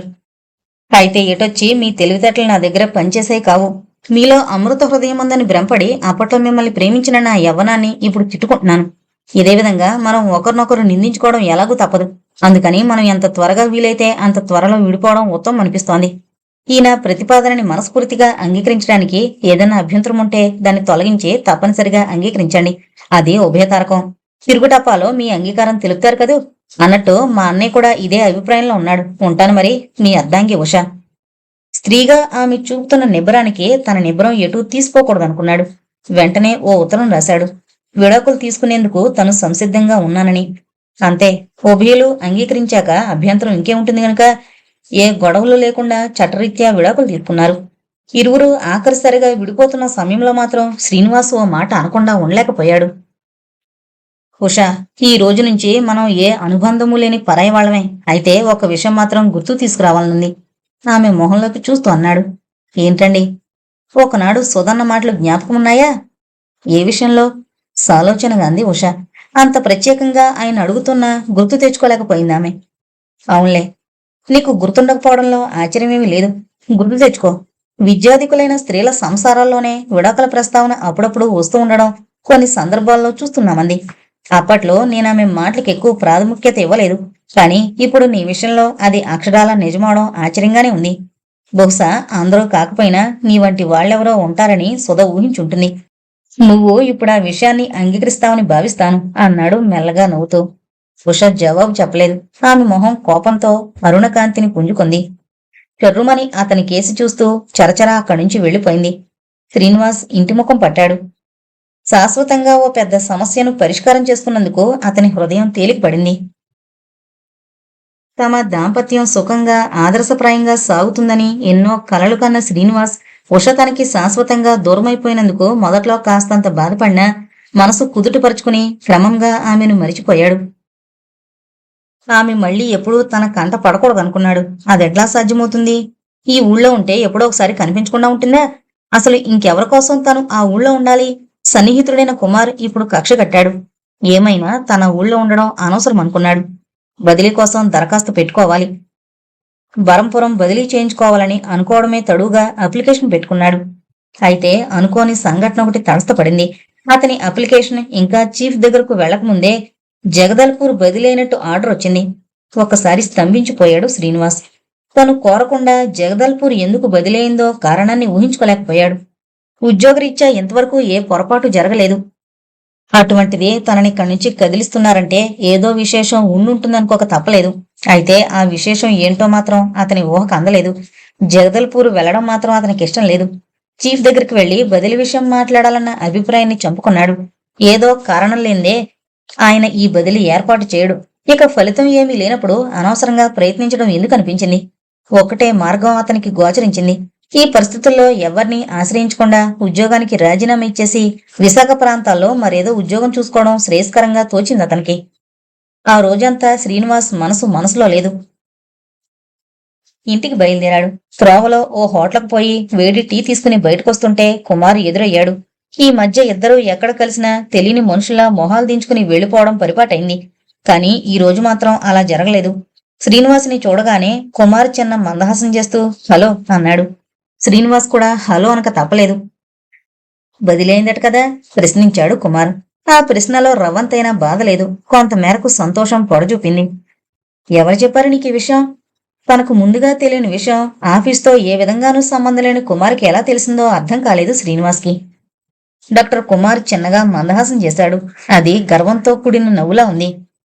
కరుణాకర్ మిశ్రాతో మనస్పర్ధలు తెచ్చుకున్న వాళ్ళెవరూ ఇక్కడ నిలబడలేకపోయారు శ్రీనివాస్. ఎవరికంటే నువ్వు గొప్పవాడు కాదు. మొన్నను కలిసి అతని సంగతి చెప్పాడు. అనవసరంగా నిప్పుతో చెలగాటమాడావు, అనుభవించావు సగర్వంగా చెప్పుకుపోయాడు కుమార్. కుమార్ చిరునవ్వు, అతని మాటల ధోరణి శ్రీనివాస్ని ఉద్రిక్తపరిచాయంటే ఆశ్చర్యం లేదు. న్యాయానికి నిజాయితీకి రోజులు కావు కుమార్. నిజాయితీగా జీవించాలని ప్రయత్నించే వాళ్ళిప్పుడు ఒకరి స్వార్థానికి బలి కావాల్సి వస్తుందేమో. అయినా ఈ బదిలీ వల్ల నేనేం నష్టపోలేదు. కాకపోతే మనుషుల మనస్తత్వాలు పరిపూర్ణంగా అర్థమయ్యాయి ఇప్పుడు. డొంక తిరుగుడుగా దెబ్బ కొడుతూ అనేసి విసురుగా ముందుకు సాగిపోయాడు. కుమార్ ఆ దులా నవ్వుకుని హోటల్కి నడిచాడు. రంగారావు అప్పుడే భోజనం ముగించి ముందు గదిలో వాల్ కుర్చీలో కూర్చుని విశ్రాంతి తీసుకుంటున్నాడు. అతని చేతిలోని సిగరెట్ తనని తాను కాల్చుకుంటోంది. వెనక గదిలో సుధా రంగారావు పిల్లలకు చదువు చెబుతూ కూర్చుంది. ఆమెకిప్పుడిదో దినచర్య అయింది. వాళ్ళకి తీరిక సమయాల్లో చదువు చెబుతూ కూర్చుంటే ఎంతో తృప్తిగా ఉంది ఆమెకి. ఆ తృప్తి వల్లనే నిశ్చింతగా ఉండగలుగుతోంది. అలివేణి వంటగదిలో సామాను సర్దుతోంది. ఇంటి ముందు రిక్షా ఆగడంతో ఆశ్చర్యంగా ముందుకొంగి చూశాడు రంగారావు. రిక్షా దిగుతున్న తమ్ముని చూసి విస్తుపోయాడు. ఓ ఉత్తరం ముక్కైనా రాయకుండా వీడిలా హఠాత్తుగా రావడానికి కారణమేమిటా అని ఆలోచించసాగింది అతని మెదడు. ఆరాటంగా కుర్చీలోంచి లేచి ద్వారం దగ్గరకొచ్చాడు. ఏంట్రా శ్రీ, ఉత్తరమైన రాయకుండా దిగబడ్డావు? ఈ సామానంతా ఏంటి, బదిలీ అయిందా అన్నట్టు ఉషేది? ప్రశ్న పరంపరలు కురిపించాడు. శ్రీనివాస్ చప్పున జవాబు చెప్పలేదు. సామానంతా లోపల పెట్టించేసి ప్రధానయ్య లోపలికి సావకాశంగా చెబుతాను అన్నాడు. రంగారావు వాలు కుర్చీలో కూలబడ్డాడు. అతనికి అభిముఖంగా కూర్చున్నాడు శ్రీనివాస్. ఉద్యోగానికి రాజీనామా ఇచ్చానన్నయ్య అన్నాడు మెల్లగా శ్రీనివాస్. రాజీనామా అన్న మాట వినేసరికి తల మీద పెద్ద బండరాయి ఉన్నట్టు అనిపించింది రంగారావుకి. రిట్రెచ్మెంట్ ఉధృతంగా సాగుతున్న ఈ రోజుల్లో ఉన్న ఉద్యోగానికి రాజీనామా ఇవ్వడం తెలివి తక్కువతనంగా తోచింది అతనికి. రాజీనామా ఇచ్చావా? అదేంట్రా? రంగారావు గొంతులో ఏదో మార్పు వచ్చినట్టుగా కీచుమంది. నన్ను జగదల్పూర్ బదిలీ చేశారన్నయ్య. ఇప్పటికే మీ అందరికీ దూరమయ్యానని బాధపడుతుంటే ఇంకా మరీ దూరమైపోవడం ఇష్టం లేకపోయింది. ఈ ప్రాంతాల్లో ఆ పాటి ఉద్యోగం దొరకపోతుందా అన్న నిబ్బరంతో రాజీనామా ఇచ్చేసి చక్కా వచ్చాను. ఏమీ బాధపడినట్టుగానే హుషారుగా చెప్పాడు. బాధ్యత తెలిసిన రంగారావు బరువుగా నిట్టూర్పు విడిచాడు. తమ్ముడి చర్యను హర్షించలేకపోయాడు. చాలా తొందరపడ్డావురా శ్రీ.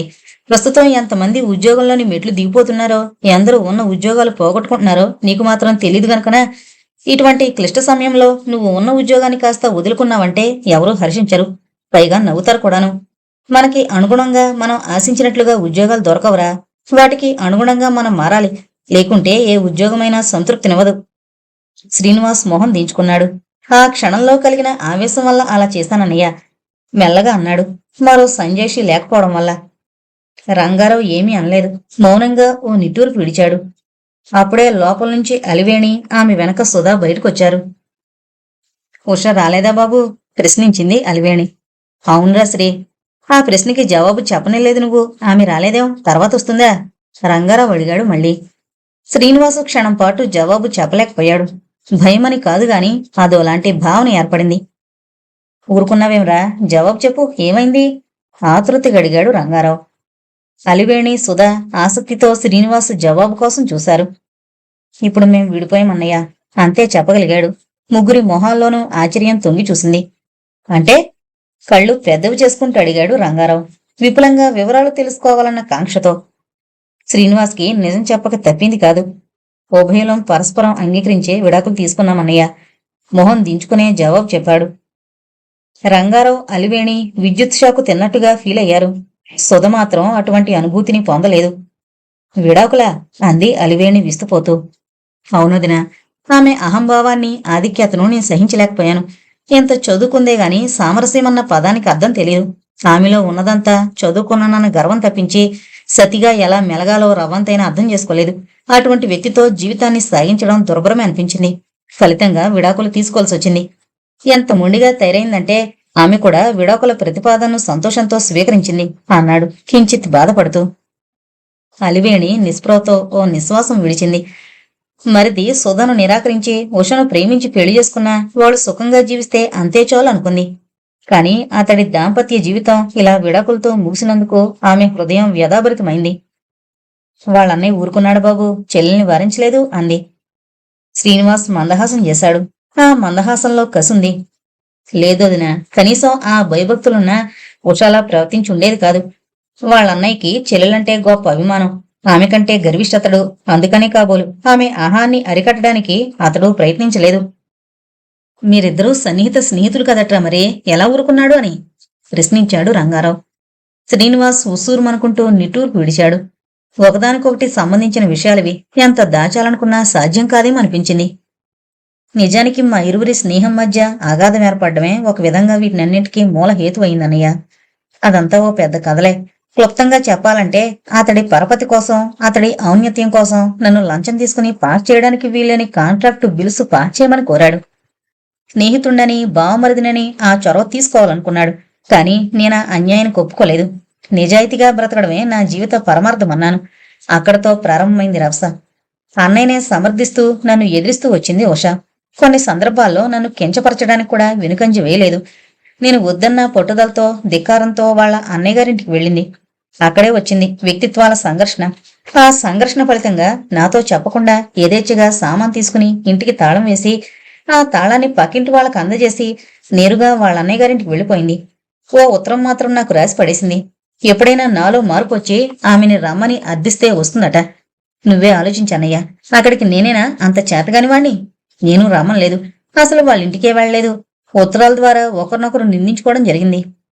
ఈ పట్టుదలలు పరాకాష్ను అందుకున్నాయి. ఫలితంగా విడిపోయాం శాశ్వతంగా. వాళ్ళన్నయ్యే స్వార్థరహితుడై నా మంచిని, వాళ్ళ చెల్లాయి శ్రేయస్సును కోరినవాడైతే ఈ అనర్థాలే జరుగుండేవి కాదేమో క్లుప్తంగా చెప్పాడు శ్రీనివాస్. రంగారావు ఏమీ మాట్లాడలేదు.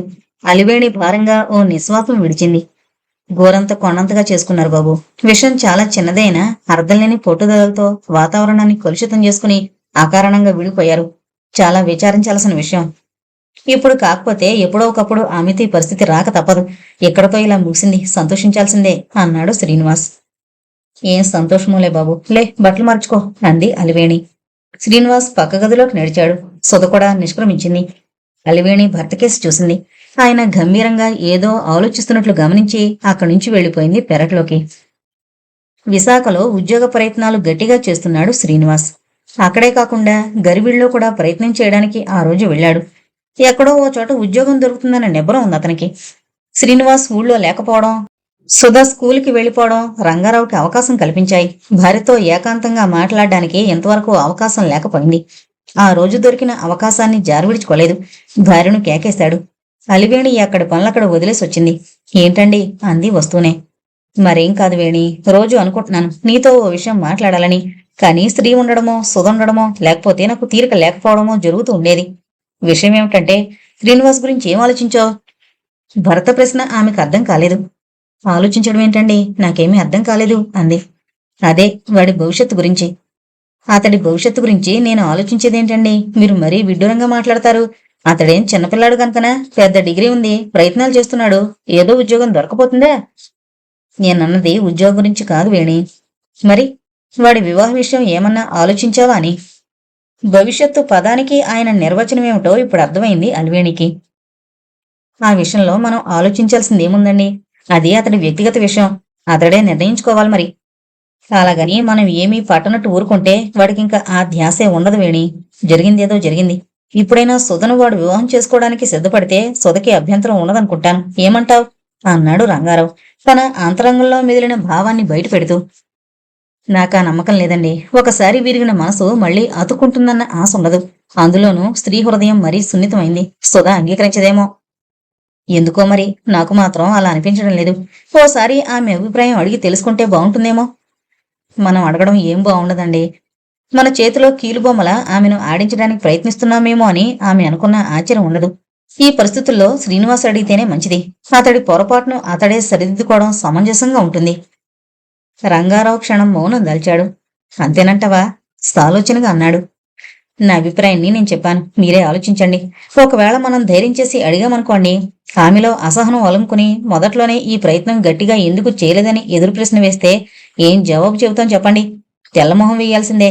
అంతటితో సరిపోతుందా? తల కొట్టేసినంత అవమానాన్ని భరించాల్సి వస్తుంది. మంచి చెడ్డలు బేరీజు వేసి మరీ తన అభిప్రాయాన్ని వెల్లడి చేసింది అలివేణి. రంగారావు ఆలోచనలో పడ్డాడు. భార్య చెప్పింది కొంతవరకు సమంజసంగానే తోచింది అతనికి. ఆ అడగడం ఏదో తమ్ముడి చేతనే అడిగించాలన్న నిర్ణయానికి వచ్చేశాడు. చేసిన పొరపాటును సరిదిద్దుకునేందుకు ఇంతకంటే మరో అవకాశం రాదనిపించింది అతనికి. అవును వేణి, ఆలోచిస్తుంటే నువ్వు చెప్పిందే సబబుగా తోస్తోంది. శ్రీనివాస్ని అడగమందాం. వాడి జీవితాన్ని ఒక మార్గంలో పెట్టుకోవాలంటే ఇది తప్పనిసరి అందాం. ప్రయత్నమే మన వంతు. ఫలితం వాడి అదృష్టం మీద ఆధారపడి ఉంటుంది. దీనికైనా పిలిచారు అంది అలివేణి. అవును, ఇది ముఖ్య విషయం కాదంటావా?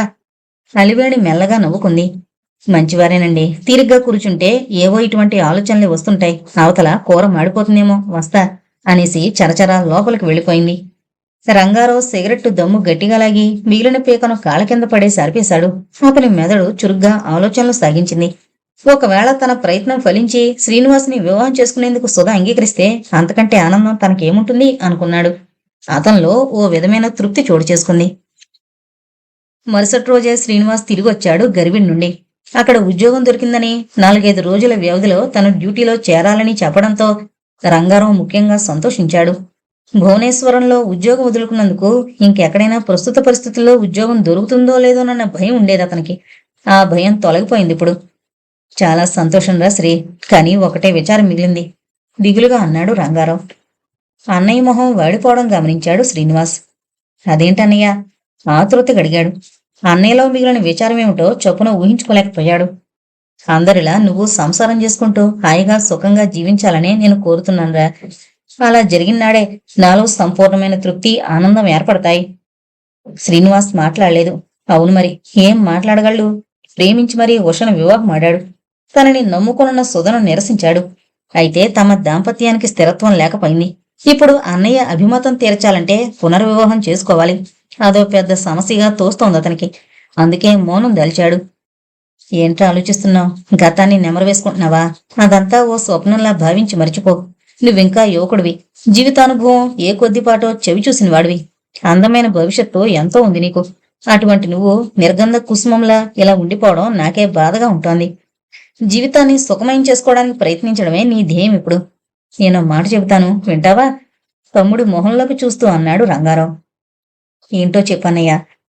నా వివాహ విషయంలో తప్పించి ఎప్పుడన్నా నీ మాట కాదన్నానా? అప్పట్లో నీ మాట వినలేదు కాబట్టే నా వివాహం విడాకులతో అంతమైంది. అప్పుడే నీ మాట వినుంటే ఇప్పుడు ఈ వ్యధ ఉండేది కాదు. నిస్పృహతో అన్నాడు శ్రీనివాస్. తమ్ముళ్ళో ఒక రకమైన మార్పు వచ్చినట్టు గుర్తించాడు రంగారావు. ఒకసారి తప్పు చేసినా ఆ తప్పును సరిదిద్దుకునేందుకు ప్రయత్నించడం బుద్ధిమంతుల లక్షణం. నీ మీద గంపిడాసి పెట్టుకున్న సొదకి అన్యాయం చేశావని నీ మనసుకు తెలుసు. బహుశా అప్పట్లో నువ్వు ఇరుక్కున్న వాతావరణం దృష్ట్యా అలా చేయక తప్పింది కాదేమో.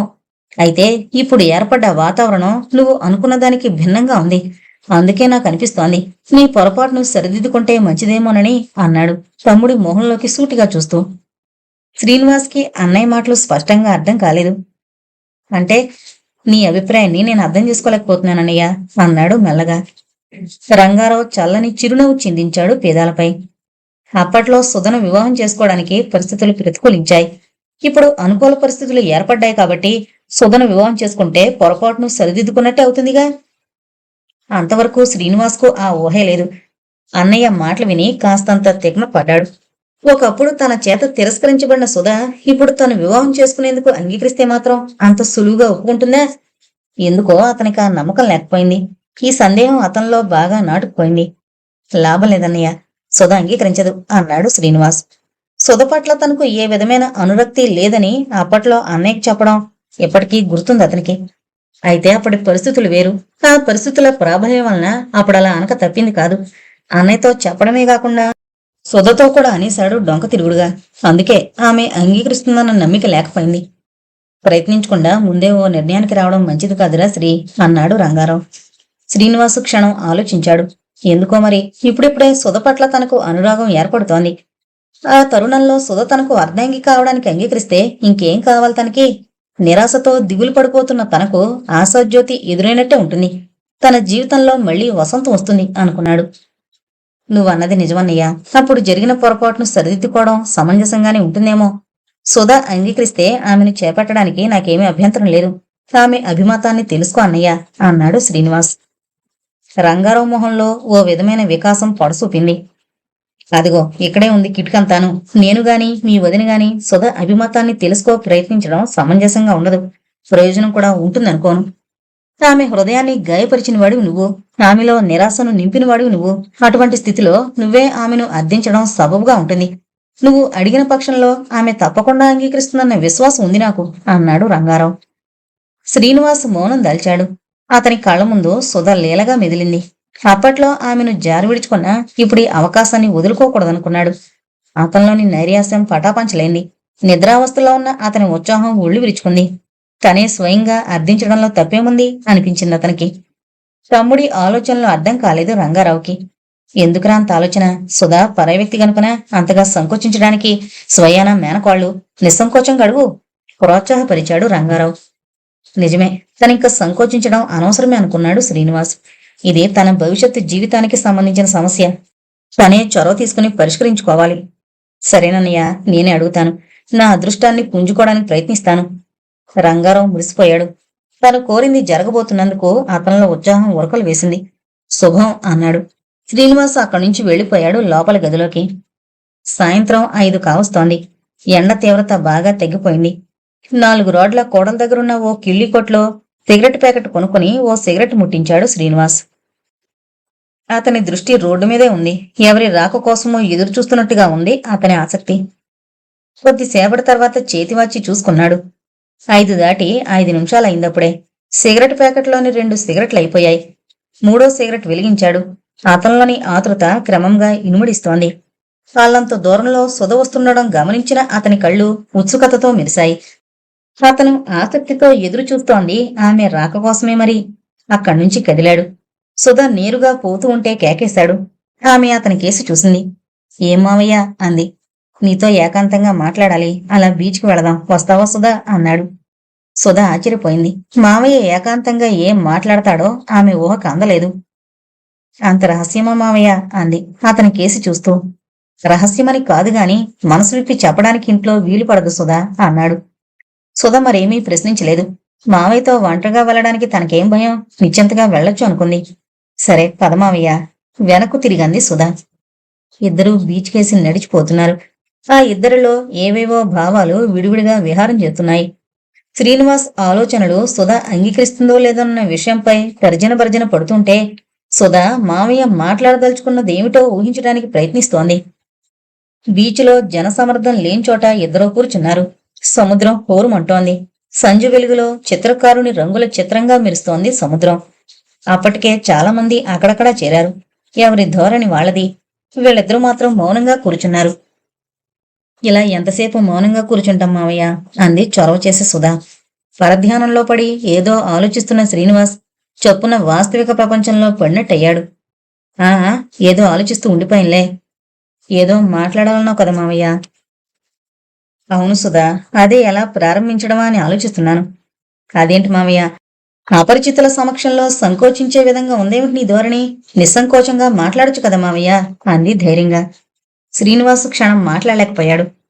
నీకు నేను చాలా అన్యాయం చేశాను కదా సుధా. ఎంతో ప్రయత్నం మీద అనగలిగాడు. అయితే సూటిగా ఆమె మొహంలోకి చూడలేకపోయాడు.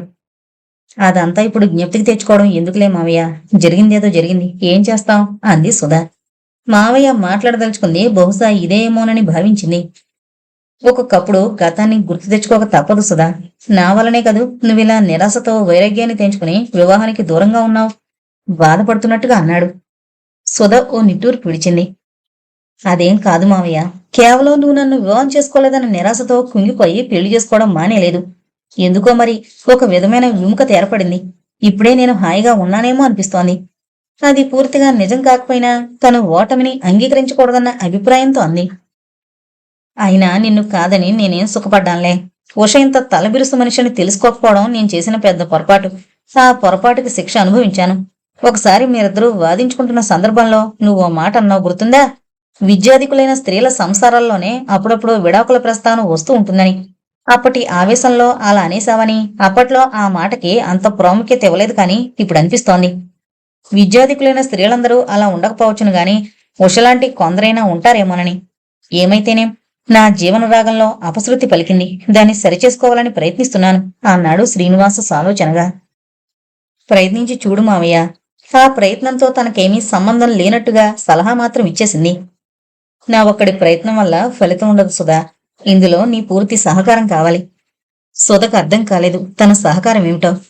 నాకు చేతనైన సహకారం చేస్తాను మావయ్య, ఏం చెయ్యాలో చెప్పు. శ్రీనివాసు క్షణం మౌనం దాల్చాడు. నీకు నేను చేసిన అన్యాయాన్ని సరిదిద్దుకోవడానికి అవకాశం ఇస్తావా సుధా, అన్నాడు ఆమె మొహంలోకి చూస్తూ. అంటే? అర్థం కాక అదోలా చూసింది అతని కేసి. నా మనోభావాన్ని నీ ముందుంచడానికి మొహం చెల్లక కుచించుకుపోతున్నా సుధా, బాధగా అన్నాడు. ఏంటో నాకంతా అయోమయంగా ఉంది మావయ్య, చెప్పాల్సిందేదో సూటిగా చెప్పు. నిన్ను నాదానిగా చేసుకునేందుకు ఇప్పుడు సిద్ధంగా ఉన్నాను సుధా. అప్పుడు చేసిన తప్పిదాన్ని సరిదిద్దుకుంటున్నాను. నువ్వు అంగీకరిస్తావనే నమ్మకం ఉంది నాకు, ధైర్యాన్ని చిక్కబట్టుకుని చివరకు అన్నాడు శ్రీనివాస్. సుధా ఆశ్చర్యపోలేదు. తను పోగొట్టుకున్న అవకాశం దానంతటా అదే మళ్ళా వచ్చిందన్న సంతోషము కలగలేదామెకి. అయితే మావయ్య స్వార్థపరత్వం జుగుప్స కలిగించింది. ఆమెలో కాస్తంత విసుగు ఉద్భవించింది. కనుబొమ్మలు దగ్గరగా ముడుచుకున్నాయి. శ్రీనివాస్ ఆమె ముఖంలోకి పరిశీలనగా పరికిస్తున్నాడు. ఆమె అంతరంగంలో ఎటువంటి భావాలు అలుముకుంటున్నాయో, ఏం జవాబు ఆమె నుండి వస్తుందోనన్న ఆతృత అధికమైంది అతనికి. కళ్ళు నిశితంగా చూస్తున్నాయి. సుధ సీరియస్గా మొహం పెట్టింది. మావయ్య, నాకు నిర్దిష్టమైన అభిప్రాయాలు, ఓ వ్యక్తిత్వం లేవనుకుంటున్నావా? నేను ఒక మనిషినే మావయ్య. ఉప్పు కారం నేను తింటున్నాను. స్వాభిమానం అన్నది నాకు ఉంది. ఒకరు చెప్పినట్లుగా మనసు మార్చుకోగలిగే మట్టి బొమ్మను కాదన్న సత్యాన్ని దృక్పథంలో పెట్టుకోవడం మంచిది. ఈ జన్మలో ఎవరినైనా ఎప్పుడైనా వివాహం చేసుకుంటానో లేదో చెప్పలేను గాని నిన్ను మాత్రం నా జీవిత భాగస్వామిగా చేసుకోలేను, చేసుకోను కూడా. ఇంత నిష్కర్షగా చెబుతున్నందుకు నువ్వేమీ బాధపడదని అర్థిస్తున్నాను మావయ్య. నీకేం తెలుసు అప్పట్లో నా హృదయం ఎంతగా గాయపడిందో? నీకేం తెలుసు నేను ఎన్నాళ్లు మౌనంగా ఏడ్చి నా దురదృష్టాన్ని నిందించుకున్నాను? నా బాధలో నూరో వంతైనా అర్థం చేసుకోగలిగావా? అప్పట్లో నీకా ప్రసక్తే లేకపోయింది. ఆ బాధను బలవంతంగా ఎంత అణుచుకోవాలని ప్రయత్నించినా అర్థం కాని బాధ ఏదో లోలోన రగులుతూ సెగలు కొక్కుతూ ఉండేది. అందుకే ఇప్పుడింత కటుగా చెప్పగలిగాననుకో. ఈ జన్మలో నాకు వివాహం చేసుకోవాలన్న వాంఛ లేదు. ఆ వాంఛ నాలో ఏనాడో అణగారిపోయి నిస్సారమైన జీవితం అలవడింది. ఇంకా నాలో ఏ విధమైన అభిలాషలు, ఆసక్తి లేవు. అయినా నీకేం మావయ్య, నువ్వు కోరుకుంటే ఉషను మించిన అమ్మాయిలు ఎంతో మంది నిన్ను చేపట్టడానికి ముందుకొస్తారు.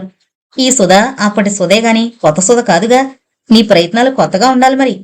సమయం చిక్కింది కదా అని మనసులోని బాధనంతా వెటకార రూపంలో వెళ్ళగక్కింది.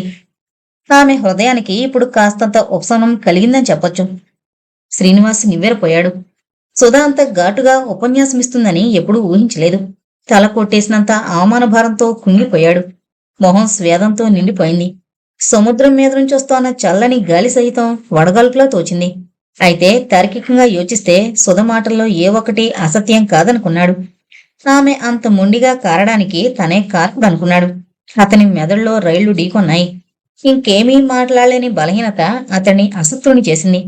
మౌనంగా మొహం దించుకున్నాడు. ఇక పోదామా మామయ్య? అలా మౌనంగా ఎంతసేపు కూర్చుంటుంది గనుక అందుకే అంది సుధా. పద పోదాం లేచాడు శ్రీనివాస్. ఇద్దరూ తిరుగుముఖం పట్టారు. త్రోవలో ఏ ఒక్కరూ మాట్లాడలేదు. చీకటిపడి చాలా వేళైనా సుధింకా ఇంటికి రాలేదని గాబరా పడ్డారు రంగారావు దంపతులు. వీధి ద్వారం దగ్గర కూర్చుని దిగులుగా రోడ్డుకేసి చూస్తున్నారు. అంతకంటే మరో మార్గమేమీ కనిపించలేదు వారికి. స్కూలుకి కబురు పంపి తెలుసుకుంటే సరిగ్గా వేళకే స్కూలు విడిచిపెట్టారని చెప్పారు. సరిగ్గా 7 గంటలు కొట్టింది గడియారం. అప్పుడే సుధా శ్రీనివాస్ మౌనంగా వస్తుండడం గమనించాడు రంగారావు. అదిగో శ్రీ సుధా కలిసి వస్తున్నారు వేణి అన్నాడు రంగారావు. అతని స్వరంలో మోహన రాగం మేళవించినట్టయింది. అలివేణి వదనం వికసించింది. అమ్మయ్యా, నిజంగా నేను కంగారు పడిపోయిన సుమండి అంది చిరునవ్వుతో నిశ్వాసం వదిలి. నేను మాత్రం పోనీలే, వాళ్ళిద్దరూ కలిసొస్తుంటే నా హృదయం ఎంతగా ఉప్పొంగిపోతూ ఆనందపు నంచులను చూస్తుందో నీకు తెలియదు వేణి మురిసిపోతూ అన్నాడు రంగారావు. శ్రీనివాసు సుధా గుమ్మంలో అడుగు పెట్టారు. సుధా మొహం దించుకుని నేరుగా లోపలికి వెళ్ళింది. శ్రీనివాస్ దిగులుతో అక్కడే నిల్చుండిపోయాడు. అంతవరకు ఆనంద డోలికల్లో వీసిలాడిన రంగారావు దంపతులు శ్రీనివాస్ ముఖ కావళికలు చూసి నివ్వెరపోయారు. వారి ఆనందం అల్లకల్లోలంగా మారింది. సుధతో ప్రస్తావించమేమిట్రా శ్రీ? మెల్లగా అడిగాడు రంగారావు తమ్ముని ఉద్దేశించి. అవునన్నయ్య దిగులుగా అన్నాడు. అతని స్వరంలో వెతికిన ఉత్సాహం ధ్వనించడం లేదు. ఏమందైతే? ఆసక్తితో అడిగాడు రంగారావు. నేరకడిగానిపించిందన్నయ్య. ఆమెకి అన్యాయం చేసింది చాలక స్వార్థంతో మళ్లీ ఆమెను అద్దించడమే పొరపాటేమో. అందుకే సుధ మెల్లగా మాటలతోనే మందలించడానికి అవకాశం లభించింది. వెటకారంగా మాట్లాడింది. ఆమె ఒక్కో మాట ఒక్కో సూలపు పోటులా బాధించిందన్నయ్య. బహుశా నా తప్పుకు అది తగిన శిక్ష అనిపించింది ఆ క్షణంలో. ఉస్సురనుకుంటూ చెప్పాడు శ్రీనివాస్. రంగారావు బరువుగా నిశ్వాసం వదిలాడు. అతని మొహం వాడిపోయింది. అతని ఆశలు మరోసారి ఉమ్మైనందుకు కుంగిపోయాడు. సుధ తప్పకుండా అంగీకరిస్తుందన్న నమ్మకముండి అడగమని తమ్ముణ్ణి ప్రోత్సహించింది తనే. తన కారణంగా వాడి హృదయానికి మరో ఘాతం తగిలింది అనుకుని ఎంతో కుంగిపోయాడు రంగారావు. చొప్పున మాట్లాడలేకపోయాడు. తమ్ముణ్ణి ఎలా ఓదార్చడమో అర్థం కాలేదు అతనికి. నేను మొదటే చెప్పాను కదండి, సుధ ఏ పరిస్థితుల్లోనూ అంగీకరించదని. ఆమె మనస్తత్వం నాకు బాగా తెలుసు. ఆమె కాదు, ఈ పరిస్థితుల్లో ఏ స్త్రీ అయినా ఇదే జవాబిస్తుంది అంది అలివేణి. రంగారావు మెదడు ఆలోచనలతో నిండిపోయింది.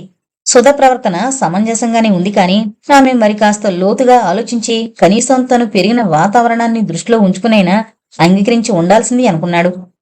ఇంతవరకు సుధ పట్లుండే సానుభూతి అంతరించింది. పోనీలేరా, ఆ అమ్మాయిలు ఇంక దొరకపోతారా? మనం అనాలే గాని సలక్షణమైన సంబంధాలు వస్తాయి నీకోసం. ఇక ఆ ప్రయత్నం ప్రారంభిస్తా నిశ్చలంగా అన్నాడు రంగారావు. అది నిజమేనండి అంది అలివేణి భర్తను బలపరుస్తూ. శ్రీనివాస్ గట్టిగా ఓ నిట్టూరు పిడిచాడు. అన్నయ్య అభిమతాన్ని హర్షించలేకపోయాడు. సుధ విముఖత తెలుసుకున్నాక అతని మనసు మరింత వికలమైంది. ఆమె జీవితంలో నిరాశను సృష్టించినవాడు తను. అప్పట్లో కేవలం తన ఆనందమే కోరి ఉషను వివాహమాడాడు. ఆ ఆనందాన్ని భంగపరిచాడు భగవంతుడు. సుధను నైరాశ్యంలో వదిలిపెట్టి తను ఆశలోకి నడవడం బహుశా సృష్టికర్త అభిష్టం కాదేమో. ఇక తనకి ఆనందం వద్దు. తనింక ఆశల్ని సృష్టించుకోవడం తగదేమో. సుధ నిరాశ జీవితాన్ని గడుపుతున్నంత వరకు తను ఆనందమయ జీవితాన్ని గడపకూడదు. అదే ప్రస్తుత కర్తవ్యం. తన నిర్ణయాన్ని ఎవరు హర్షించినా లేకపోయినా తను పట్టించుకోకూడదు అన్న నిర్ణయానికి వచ్చేశాడు. క్షమించన్నయ్య, అటువంటి ప్రయత్నమేమీ చెయ్యొద్దు. ఎందుకో మరి పెళ్లి మీద ధ్యాస పోవడం లేదు. ఇలా జీవితాన్ని సాగించడానికి నిశ్చయించుకున్నాను అన్నాడు శ్రీనివాస్ నిస్పృహతో. తెల్లబోయాడు రంగారావు. అలివేణి కళ్ళింత చేసుకుని మరిదికేసి వింతగా చూసింది. అతడిలో అంత నిరాశ నిండుకుంటుందని వాళ్ళెప్పుడూ ఊహించలేదు. ఏమిట్రా నువ్వు అంటోంది అన్నాడు రంగారావు. అతని గొంతు పేలవంగా ధ్వనించింది. అది అంతేనన్నయ్య, చేసిన తప్పుకి ఇదో ప్రాయశ్చిత్తమే అనుకోండి.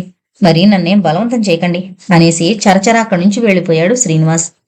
బెత్తరపోయిన రంగారావు క్షణం వరకు తేరుకోలేదు. ఏమైంది వీడికి అన్నాడు భార్యను ఉద్దేశించి. ఏంటోనండి, నాకేమీ అర్థం కాలేదు. బాగుంది వరుస.